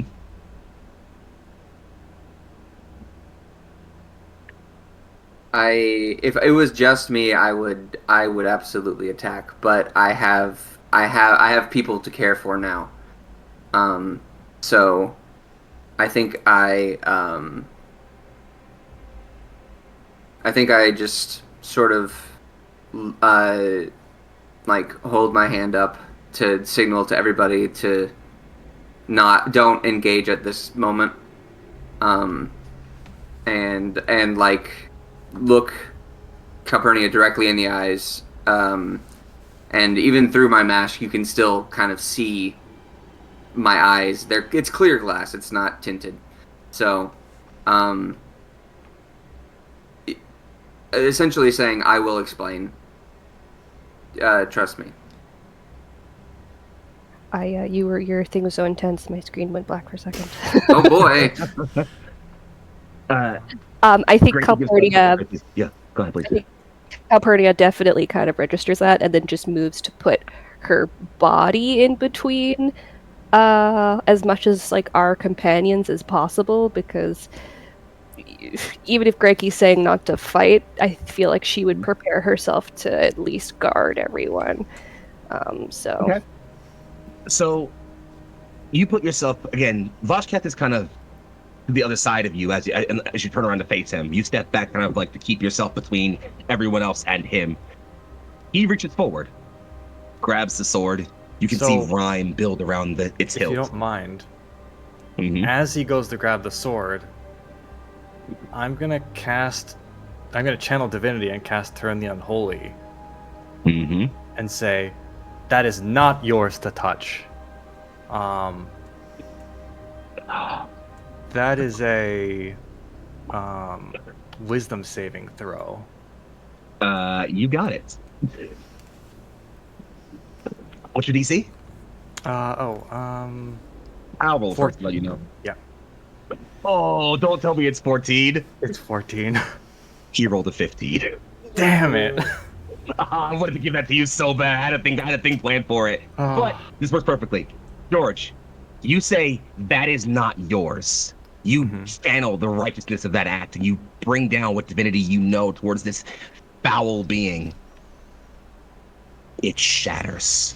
That holy hammer of energy you call down to castigate this unclean non-believer shatters like dust against him. You have no idea what is mine, human. He takes the sword, turns, looks at you, Calpurnia, brings a hand up, not like aggressively at all, but just kind of goes a slight finger down the side of your face. I think she busts out her radiant energy real fast for him touching her.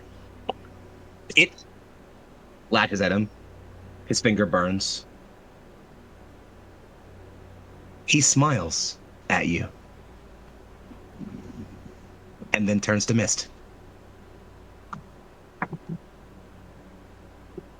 The sword, of course, going with him.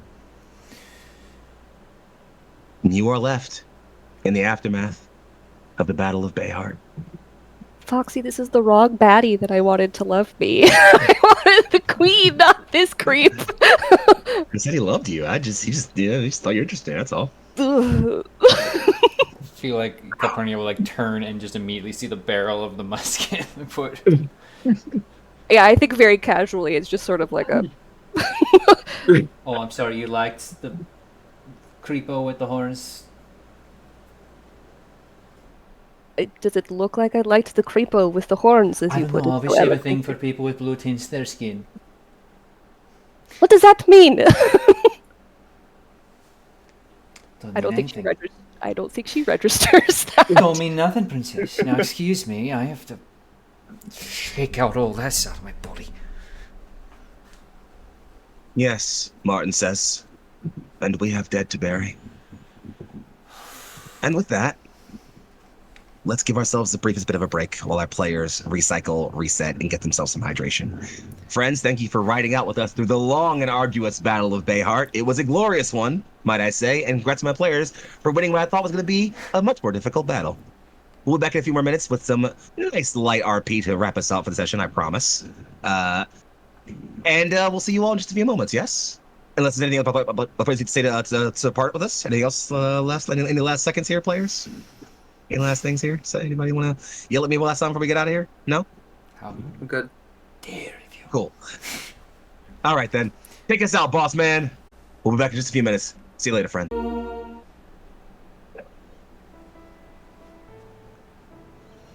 The camera follows over the not that ruined, I would imagine, city of Bayheart, recently defended by the Caladriai. It has been not that many hours since the dust has finally settled. Most citizens who fled to shelters are slowly getting back to their homes.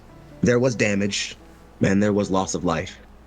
But There is no time yet to grieve, as a grave threat has fallen over this land. For now, however, let us take stock of our Caladriai leaders. In the aftermath of battle, let us see what they are attending to. Friends, I turn the scene over to you. Where are you? What are you doing? What's on your mind? And what plans have you for the future? Whoever feels comfortable may take the scene as they will. I hope you guys don't mind, but I feel like Calpurnia's first, series of actions involves grilling Granky on what just happened, so we as the leaders know what the hell is going on. We can pick up right in C2, yeah. Absolutely. Yeah, no, absolutely. Let's media res ourselves right back in there. So we'll slide through the open. You guys have been given a private quarter in the Great Hall to sort of coordinate and discuss things as you will, by some of the regent overseers of the town. The actual baron of the land, you wager, is a little bit busy with other efforts and hasn't been able to meet with you all personally just yet. But you've been given these quarters to sit and discuss, and so we'll pan through the door just as Calpurnia begins to almost directly grill Granky, asking for what in the hell could possibly be happening here. And scene. Martin, do you know prestidigitation? I want you to clean my face from this disgusting, lingering touch of that creature. And I don't mean bow, but... Martin takes a moment, draws a handkerchief from within his robes, and just dots at your face a little. I'll take his hanky. Continue. I think I have prestidigitation, so I'm going to use that. I have the thing where I can use prestidigitation. Let me roll a dice.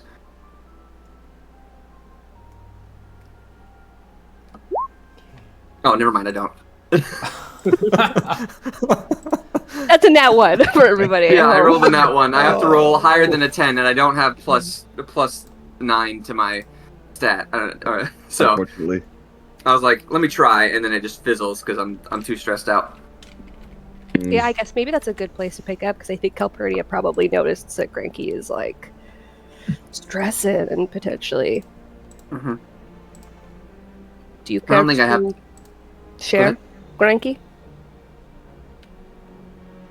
I think I'm sitting. I'm sitting staring at where the sword was. And I promised. That was Vashketh, one of the 4 generals, the first to fall. And I've learned a lot about what's happened in just the past hour. He was buried in Old Keep for some reason. Was it the third to fall, Granky? Who? What? Was he not the first? Was he not the third? I'm gonna throw that to... Yes, there were 3. No, but was he the first to fall? Was Vashketh the first to fall? Okay. Okay, so he's the first to fall. The other 2 fell with Ergal in the Siege of the Citadel. Vashketh died first. Okay, yeah. So, yeah, he was the first to fall, and unbeknownst to me or anyone else, as far as well, obviously someone buried him there, but he was entombed in the Old Keep.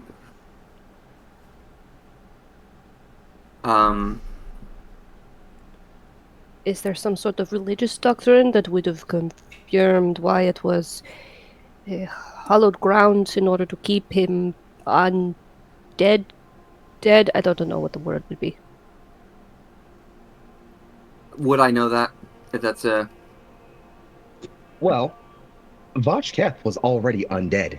He was a complete creation of Ergal along with the other 2, and so keeping him from being undead, well, that wasn't really necessarily anything you had to worry about. As for why he was buried there, no. There is no tradition or no creed or no ruling you would have known of that would have seen that someone like that would have to be buried in a place like Old Keep. Not that I know of. He was already dead. Or undead. Sort of I don't think any of them were people in the traditional sense. At least the generals.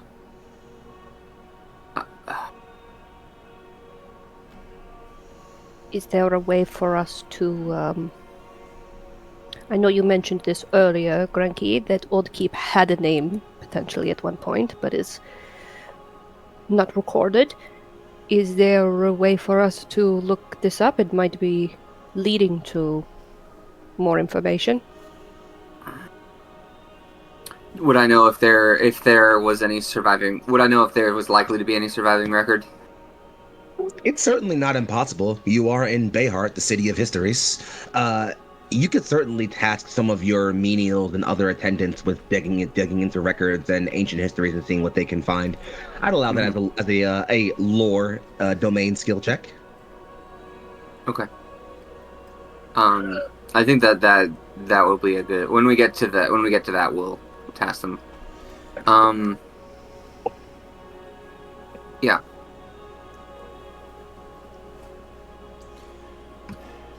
So, fine, I'll be the one to cut the fucking tension. Why didn't we shoot the bastard? Or stab, or whatever other thing flailing about that Caperni was undoubtedly about to do. Because if we did, we would not be sitting here to speak about it. I mean, I tried. He just poofed away, so... Yes.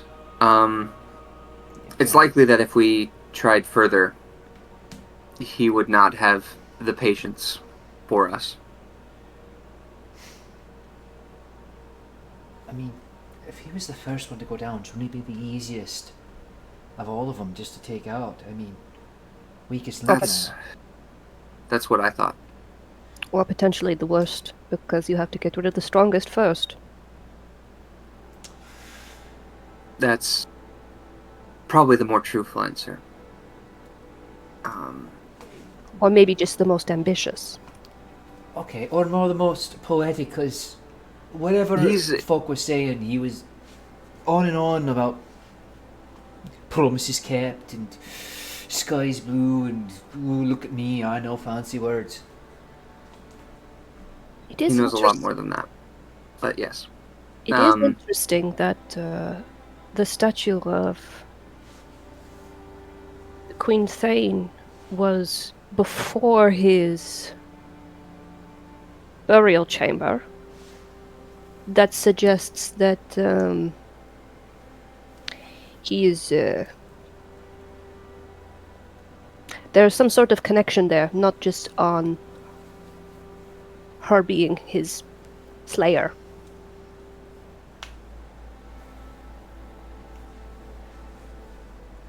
If it's a promise, and there's only two things that survive death, conflict and love, what is the chances that there is some sort of unknown connection? And I'm not saying anything nefarious about our queen, I just mean in general terms. Martin actually pipes up. You would speak to the War Queen, entreating with the undead. No, I'm saying that there's some sort of... Back in the days of the gods, you would make vows and oaths and whatnot in order to fulfill a purpose. And what if there was some sort of purpose that she had to fulfill that was, I don't know, part of sealing the undead away, having that sword in general? There was some sort of... I don't know what he means by promises need to be kept, but if it is a strong enough promise to bring the one back from the dead, we ought to think that perhaps it is connected to more things than are just powerful necromancy. And then we shall ask the fiend before we slay him. You're 5 steps ahead of the rest of us there, Martin. According to Granky, we're not even close. Not the 5 of us alone. Well, I think most Our importantly, numbers were dwindled in that last engagement, but certainly still holding.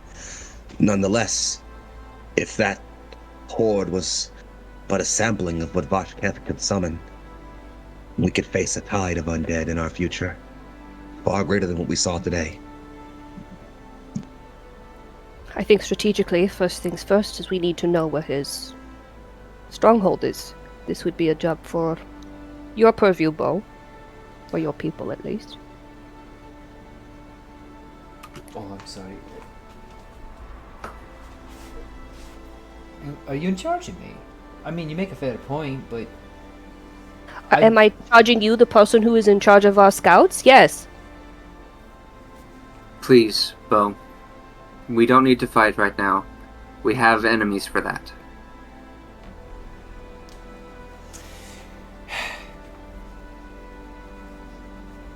Taking orders I from know- the princess, but that being said, I can agree somewhat. We don't have a lead for a showed up other than just north of here.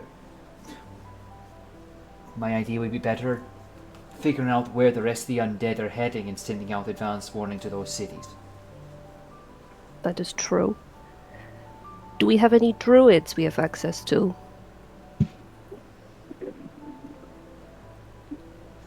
There are a number of druidic sects and cults you could interact with throughout the realm and ask for information or aid. They tend to be rather secretive and keep to themselves, but they're not against entreating in conversation. It's as you're considering this, Martin steps to sort of toward the side for a bit as someone enters the room, clearly passing a missive of some kind. Martin intercedes it and sort of leans forward to receive the letter and opens it. My lord, it is from the church. Oh, good. Sorry, Martin. One more time. The faithful of Arana have contacted us. They bring news from Erdvale. The faithful.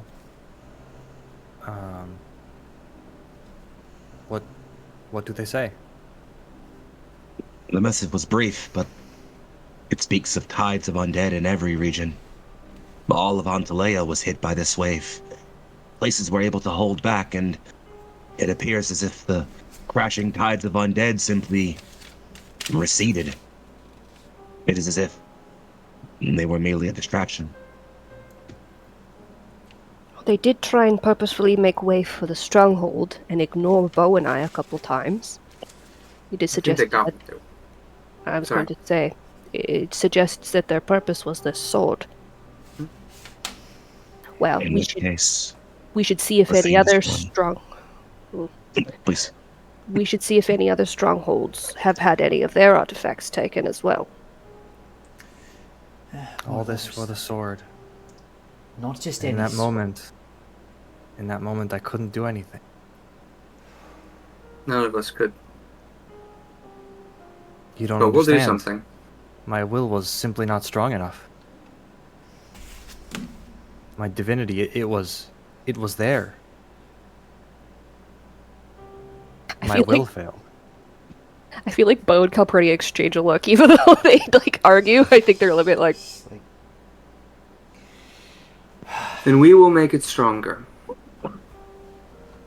My lord, your faith has always been among the most resolute of our number. This fiend is powerful beyond measure, but it is not unbreakable. He was slain once. He can be so again.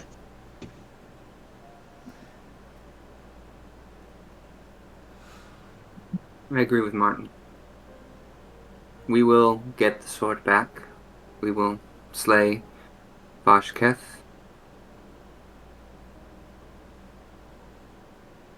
I do not blame anyone here today for any failings. We've done fantastic. We've stopped the horde of undead from destroying Bayheart. We have saved countless innocents today. One piece of metal was all we had to pay. but a hefty piece, so... I'm not happy about it either. But we should be grateful for our lives. You see George kind of draw himself up. Right. Next steps then.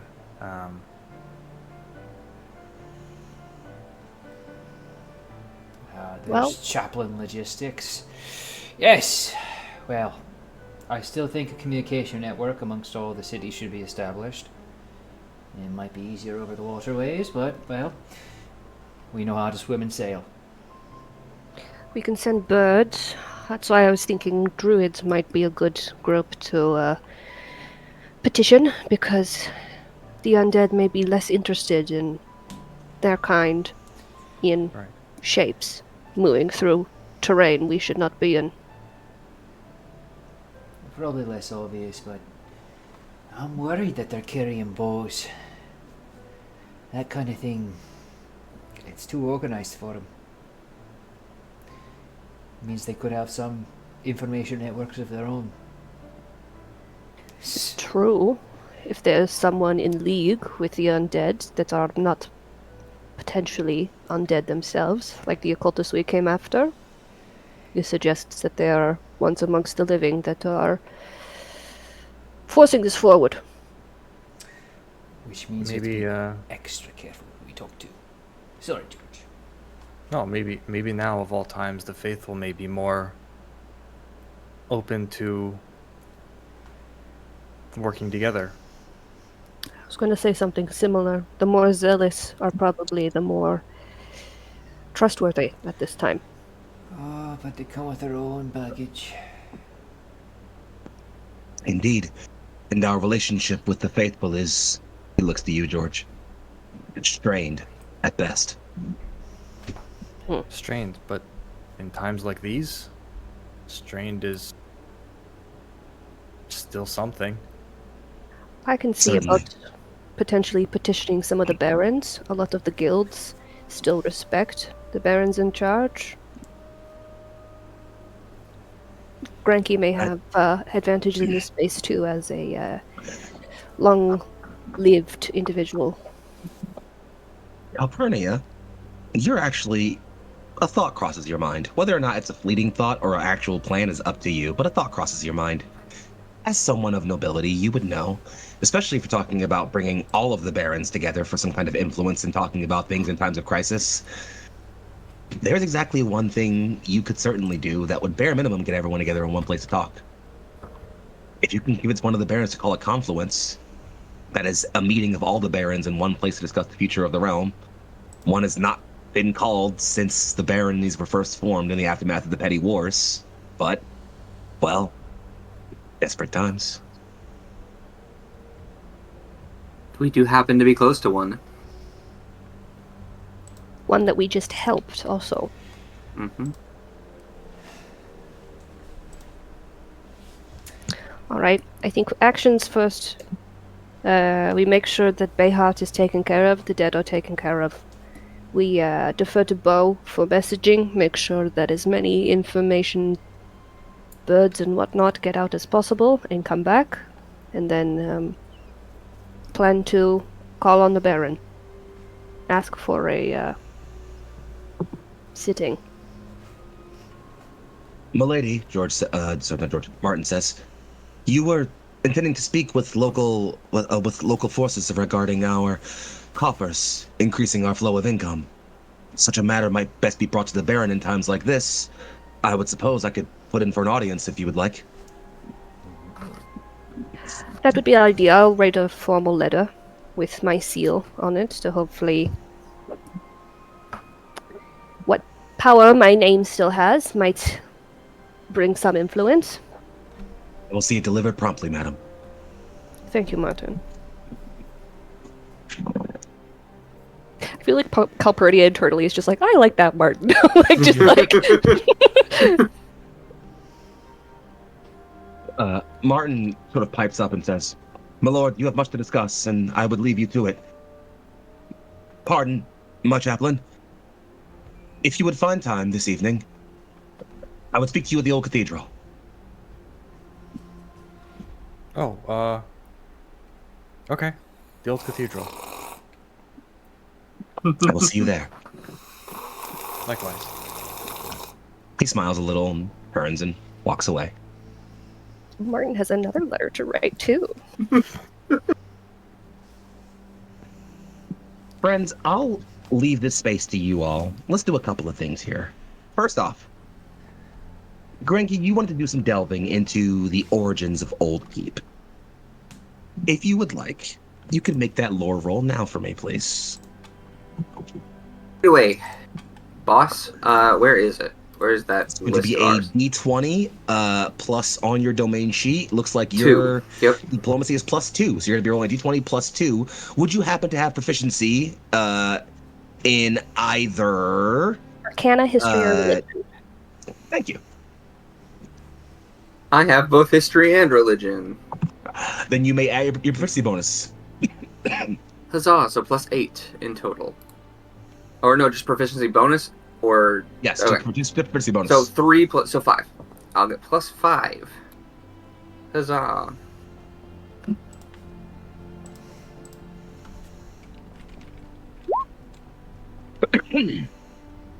Alrighty. With a 9. Old Keep is a buried place. It's a very, very ancient place. And it's, as so much of history was lost during the Black Ages, it's hard to keep track of certain things like names as easily, unfortunately. But you do notice that a couple of things. One, you notice that construction of Old Keep, the actual order to build the building, was given by the War Queen herself. That's the first thing that you get.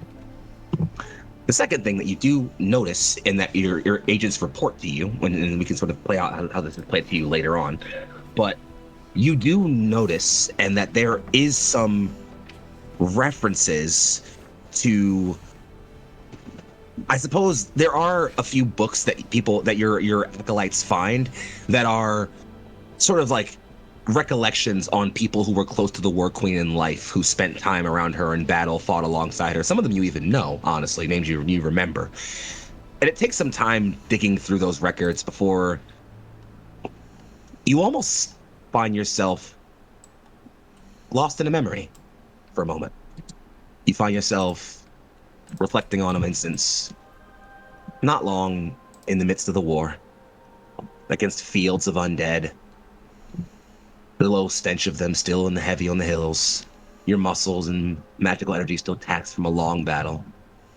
A figure is next to you, long black hair still tied in a tight tail behind her. He delves a spear into an undead chest, pulls it, spins it, and places it at her back. Sheathes a sword.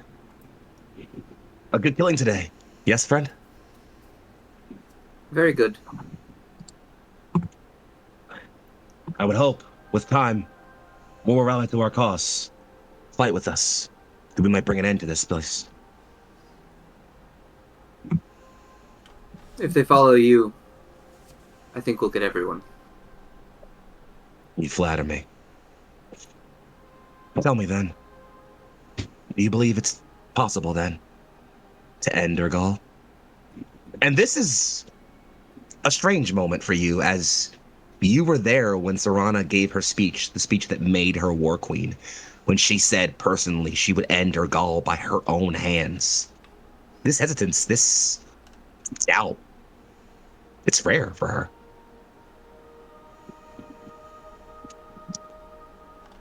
I think in that moment, I register that, but I don't let it show on my face. And I take a second, but I immediately go, I know it will be hard, but I have no doubt that by the power of your will and my might, we will slay him. It is not my will, but life's, friend. We fight for life, and it is life's will that sees us victorious. It is life's will that will see us slay Urgal. We will have to sacrifice much. I will have to sacrifice much. Of course. But that is for another time. Today, and she clasps your shoulders, we are victorious.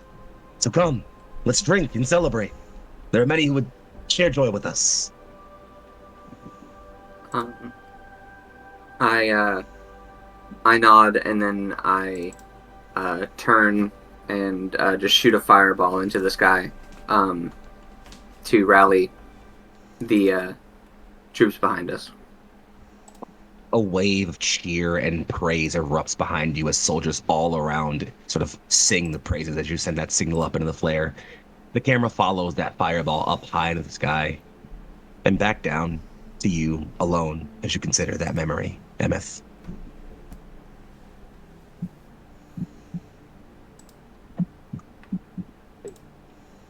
Let's next swing ourselves over to, if we could, let's go ahead and take a look in with. Oh, what are you up to right now? Anything in particular you're looking into? I know your plan was kind of sort of establish a bit of a spy network and sort of get some contacts going. Anything else you want to do with that, or just doing that specifically? Well, doing that, but I do want to note that after the battle, the Vanguard does gather their particular dead. They'll assist, of course, but they take a special note of their own dead and bring them off to a secluded area to conduct their own last rites that they don't let anyone else see.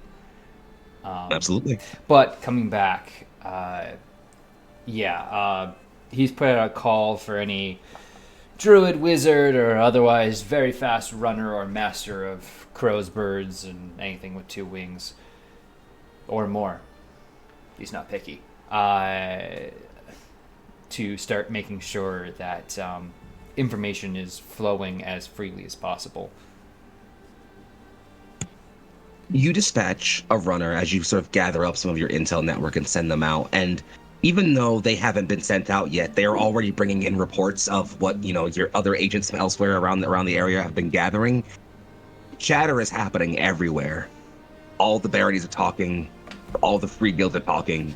There is no one who is untouched by what happened today. Everyone is aware of what occurred here. Everyone is talking about the same thing. Everyone is asking the same question. What do we do next? If you could, give me an espionage roll real quick. Right. Let me check our chart for how good we are at espionage. It's a -1, which is fine. But you have proficiency. Yeah, Right? proficiency. I do. I do. So your +3 will counteract that, making it a +2. All right. So just be a R/20 +2. Oh. There's no couch. It's chaotic. It's a difficult time out there right now, and your scouts will need lots of time to properly reestablish connections. In fact, based on the way you're waiting for reports to come back to you, Bo, you wager at least a few of your agents out there in other cities are probably dead.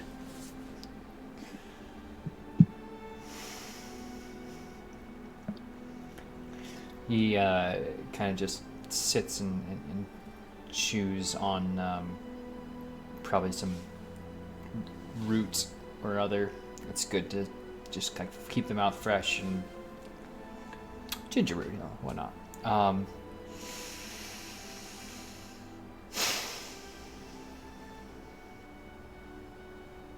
We'll need to send replacements. At the very least, a squad to make sure they've been properly seen to.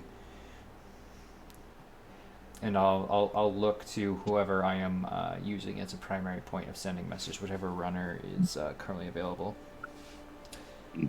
I don't want to see any of my own folk coming back at me. You understand? That's priority number 1. Go get some good rest. I'll make sure of it. Spread the word. We have our own process to handle it, the rest of it here.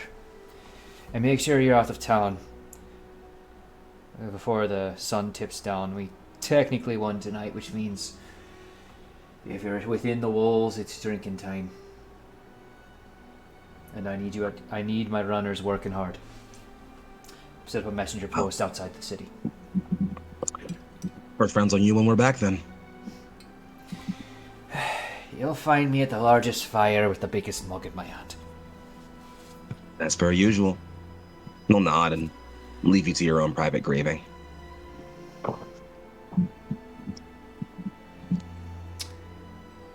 I think, rather I know now that I'm saying it, damn. Bo has ledgers, of course, keeping track of everyone. Oh, of the agents and such. That he is, in his very poor handwriting, kept up from previous omens. And those he cannot confirm as dead go under a specific section of reports to remain on the lookout for. You send out several of your runners, including, of course, that young scout who you passed and offered your condolences to, who is thankfully still alive after the long battle. And we'll pass the camera on. It is getting slightly low in the day. The camera will briefly pass over the high arches of a cathedral. This is not a place where gods are worshipped. Gods have not been worshipped in this land for a very, very long time. Rather, this is a place of communion, gathering, personal prayer. There are many like it in Antalea. And tonight, it is rather quiet. George, you approach. Are you on foot? By ram? George is on foot, and he's also early. And not like a little early, like significantly early. The sun is still cresting behind the sort of high arches of the cathedral as you are waiting there. And you wait there for a while, George, the camera kind of following the low, sort of low pan of the sun as it creeps behind the hills and slowly turns over to night. And it's just as that twilight begins to become that inky purple in the sky. Just as you can see the first stars begin to illuminate the sky above you. You hear footsteps. Martin slowly approaches you. He is not dressed in his normal priest's battle robe, but instead in a simple, fine townsperson's gown. Good evening, my lord. I apologize for pulling you away from what must be certainly very serious duties. I simply wish to speak. Martin, when it's just the two of us, you don't have to call me your lord. But you are my commander, my mentor, my leader, my guiding light. Are we not friends after all this time? My lord, you are more than a friend to me. You are a sworn comrade. You are a part of my soul. And it's for that reason, and he kind of quirks ahead at you, that I can see your faith shaking.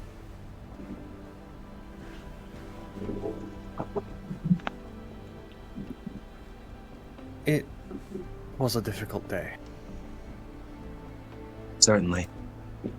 Many good fighters died. Many more innocent.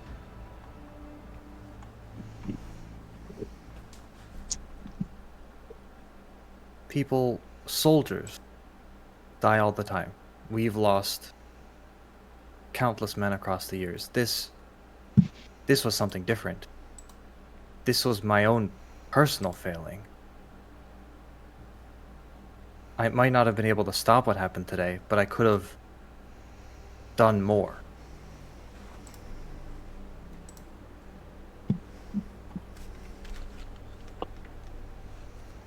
Can I spin you a tale, my lord?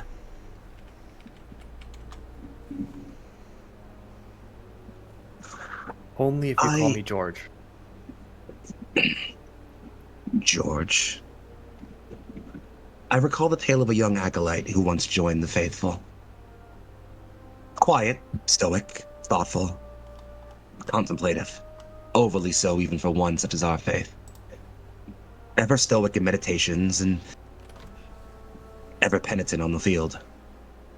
But there was a difference in him. He did not see the faith the way others did.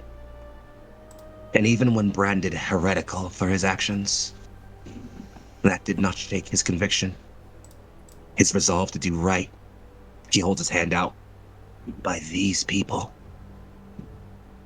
I remember that acolyte. He taught me well.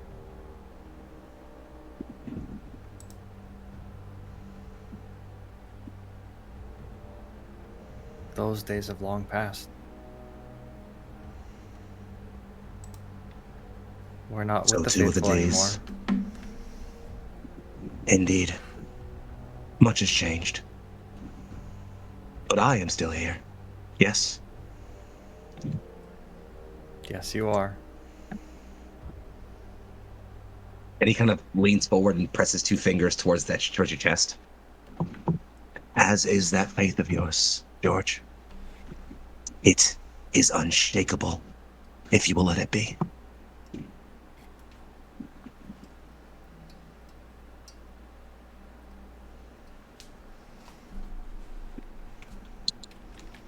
So I think at this point, when Martin showed up, George was sitting down. He stood up, and with that push, George doesn't fall back, but he kind of, with that pressure, like sits back down, and kind of looks up at Martin. So you'll follow me? He takes the hand that was pressing into your chest and closes it over his heart. Onto the gates of hell, my chaplain.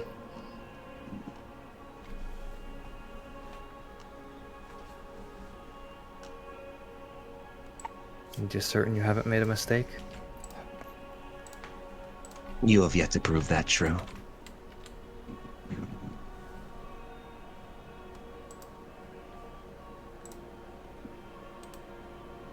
George will stand back up and give him a hug. He holds you tight, clasps you in the way a soldier would, and then in the way a comrade would. Pats at your back for a moment. Leans back a little, looks you in the eye. There's something there for a moment. He doesn't speak immediately. I should leave you to your meditations. Apologies, my lord. Yes, we'll speak another day. Certainly. I hope you rest well. You too, Martin. Good evening. Good night. He turns and shuffles away. And the scene will pan out to the starlit sky and remain there for a bit longer. Just as it sort of crests further down, back into the Great Hall. Its upper peaks, as it were. Calpurnia, your summons did not take long to be answered. A herald, held with two guards, came and escorted you from your place in the keep higher up the stairs, spiraling towards the upper levels. The Great Hall is both a place of record keeping, cultural gathering, and administration. As such, the Baron of this land holds court here. It is then no surprise that you are brought, well, before a door. A massive twin-held door. The guards to either side of you step forward, open it. Without much preamble, standing to one side or another with crisp salutes, the door is open. The herald gives a low bow and steps backward. My lord, as you have wished it, Lady Calpurnia Bonicheski of the Caladriai, Grand Crusader. A figure is sat on a throne, leaned over to one side, head heavy in their hands. Darker skinned, ears a bit pointed, and a scruff of hair about them. They have a mark of experience and eyes that are tired and a bit haggard, or eye, I should say, as you notice one eye is covered over with what looks to be a patch or bandage or some kind. And given the sort of caked blood you can still see rimming around the edge of it, you can tell it's a relatively fresh wound. The individual in front of you, Calpurnia, is one Samari Press, Baron of Sermain. Recently named Baron of Sermain. And while the story around his selection and ascension is a bit unique, in fact, he is the first Baron to ascend to their throne by hierarchy. In fact, none of the Barons have not been around long enough for any of them to have died, save the first. But as you trace the features, you remember a list of qualifications you were given. A list of features. Darker skin, pointed brown ears, a crown made of feathered bird bones, long, ink black hair, and eyes of piercing orange. That was the man your sister sent you after. Madam Bernadeschi, a pleasure to make your acquaintance this evening. I think to show just how kind of like, at least for Calpurnia, dire things are, she has not changed her dress from what she was wearing when she was fighting, which is like pretty uncouth. So, like, obviously, drastic times for drastic measures kind of thing. She does not look perfectly put together. So, I think begrudgingly she curtsies appropriately, like you're supposed to, but it doesn't seem to have quite the amount of like reverence to it that it probably should. Even though she does keep her head down with her eyes closed to be like granted the opportunity to speak sort of idea. Like she understands how things works, even if she's kind of doing it begrudgingly.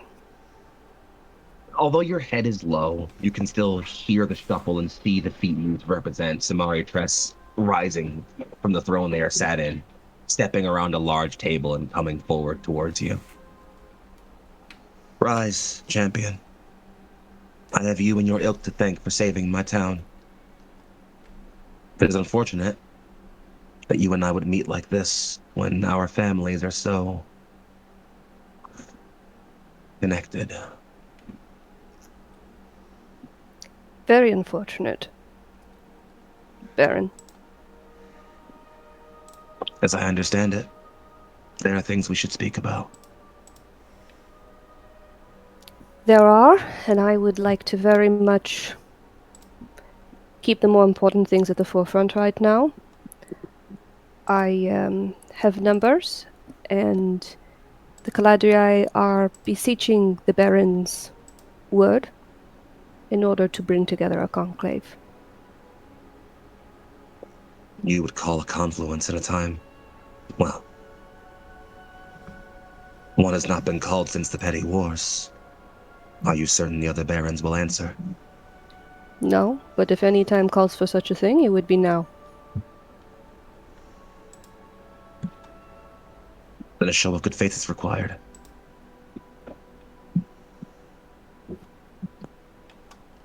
What would you have us do? We will have the barons in Erdvale. We will convene there in 2 moons' time and we will meet. I would ask the Caladriai to accompany me as my personal guard.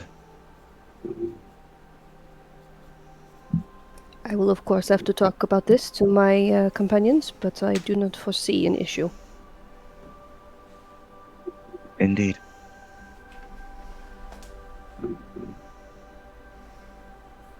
I saw many of the people of my town die today, madam. I do not believe I will be the same man after this evening.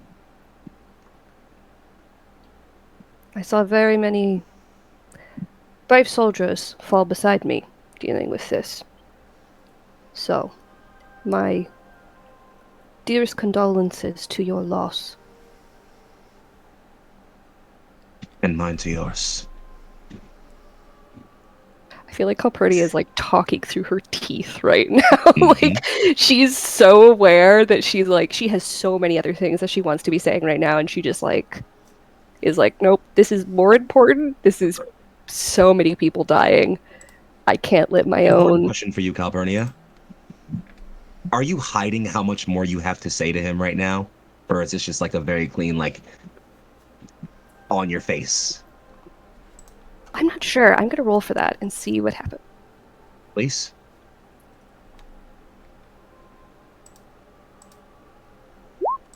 I don't think she's hiding it very well at all. I rolled a 9, so Very well. she is attempting to. Like, it's obvious she's attempting to, but it's not really working.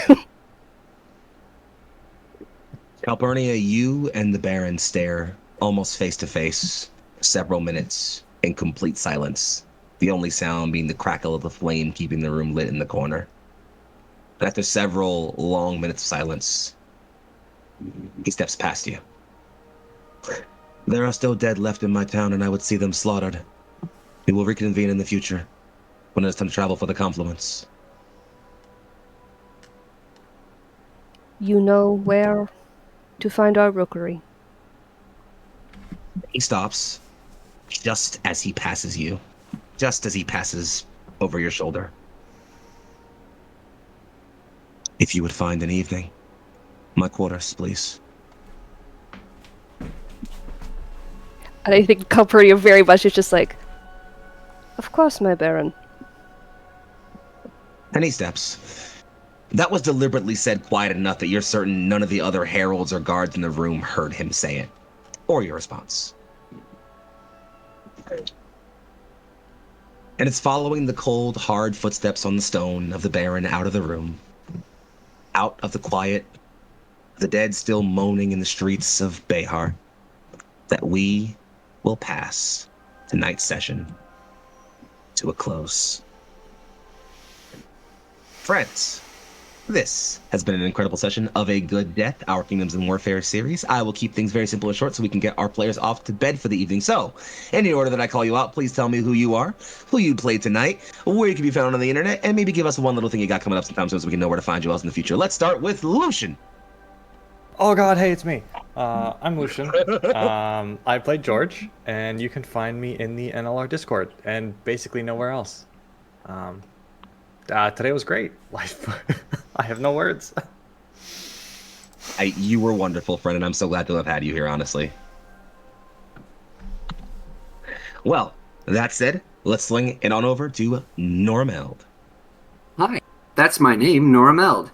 I played Granky today, and I had far too much fun. Almost dying, but also being a badass. You can find me on all over the internet under Nora Meld, but right now I'm actively working on a comic that will likely be published to a couple different places, so keep an eye out for that, and be sure to come back next week so you can hear more about it. Swinging ourselves on over to the incredible and incomparable Bailey. Hi. I'm Bailey, or Ree. You can find me at Skepsis Ree in most social media places. I am going to do a really quick self-plug because my books that I wrote, my TTRPGs that I wrote, came in the mail today for me, and I'm very excited about them. If you want to see anything about that, you can find them via a link on my Twitter or X, whatever you want to call it. And yeah, you can support me in my tiny little publishing company. That's all. Woo! They look incredible, by the way. I love the art on the front. They look very, very good. Check them out. You have to. I'm ordering it right now. You better do it. Go right now. But before you do that, say hi to Turk. Hey everybody, I'm Turk Turkey Sensen, and depth perception feels great. Wow, you guys are closer than I thought you were. Anyway, it was alright. I had a secret little prop magic that made it okay. But if you want to see more of the streams that I do and things that I'm interested in, then you can of course follow me on the various dark corners of the social media networks that I have burrowed my way into. Or you can follow the exceptional people you see on your screen here, because I am very lucky to bump into them sometimes.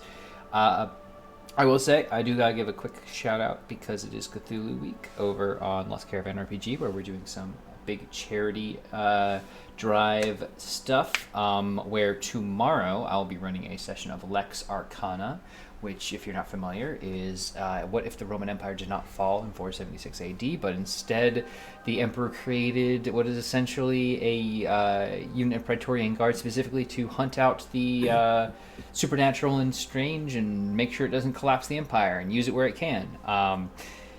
It's very interesting. I have never played it before. I'm really looking forward to it. And, you know, if I have a good time with it, hope I can maybe bring it over here for some cool stuff. Beyond that, I'll be running some Weird and Wild on Thursday. And then I'm finishing off the week on this Saturday with some Delta Green.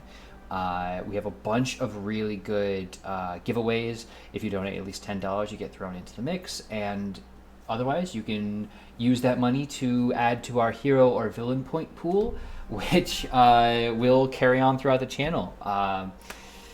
Beyond that, we are, of course, donating our money to the PCRF, so it's just a good cause.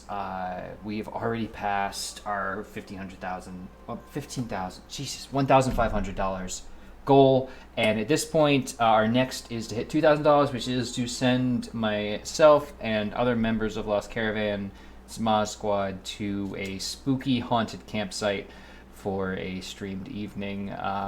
I mean, it's already in West Virginia, so it'll be bad. Beyond that, though, over here on Neon Lights, I'm very excited because this next week we not only have Oathsworn, which is a Greek mythology high fantasy campaign that I run, we also have Tears of Divinity, which is a Lancer game that I run, which is the sequel to an award-nominated series called Frozen Rain, if you're not familiar.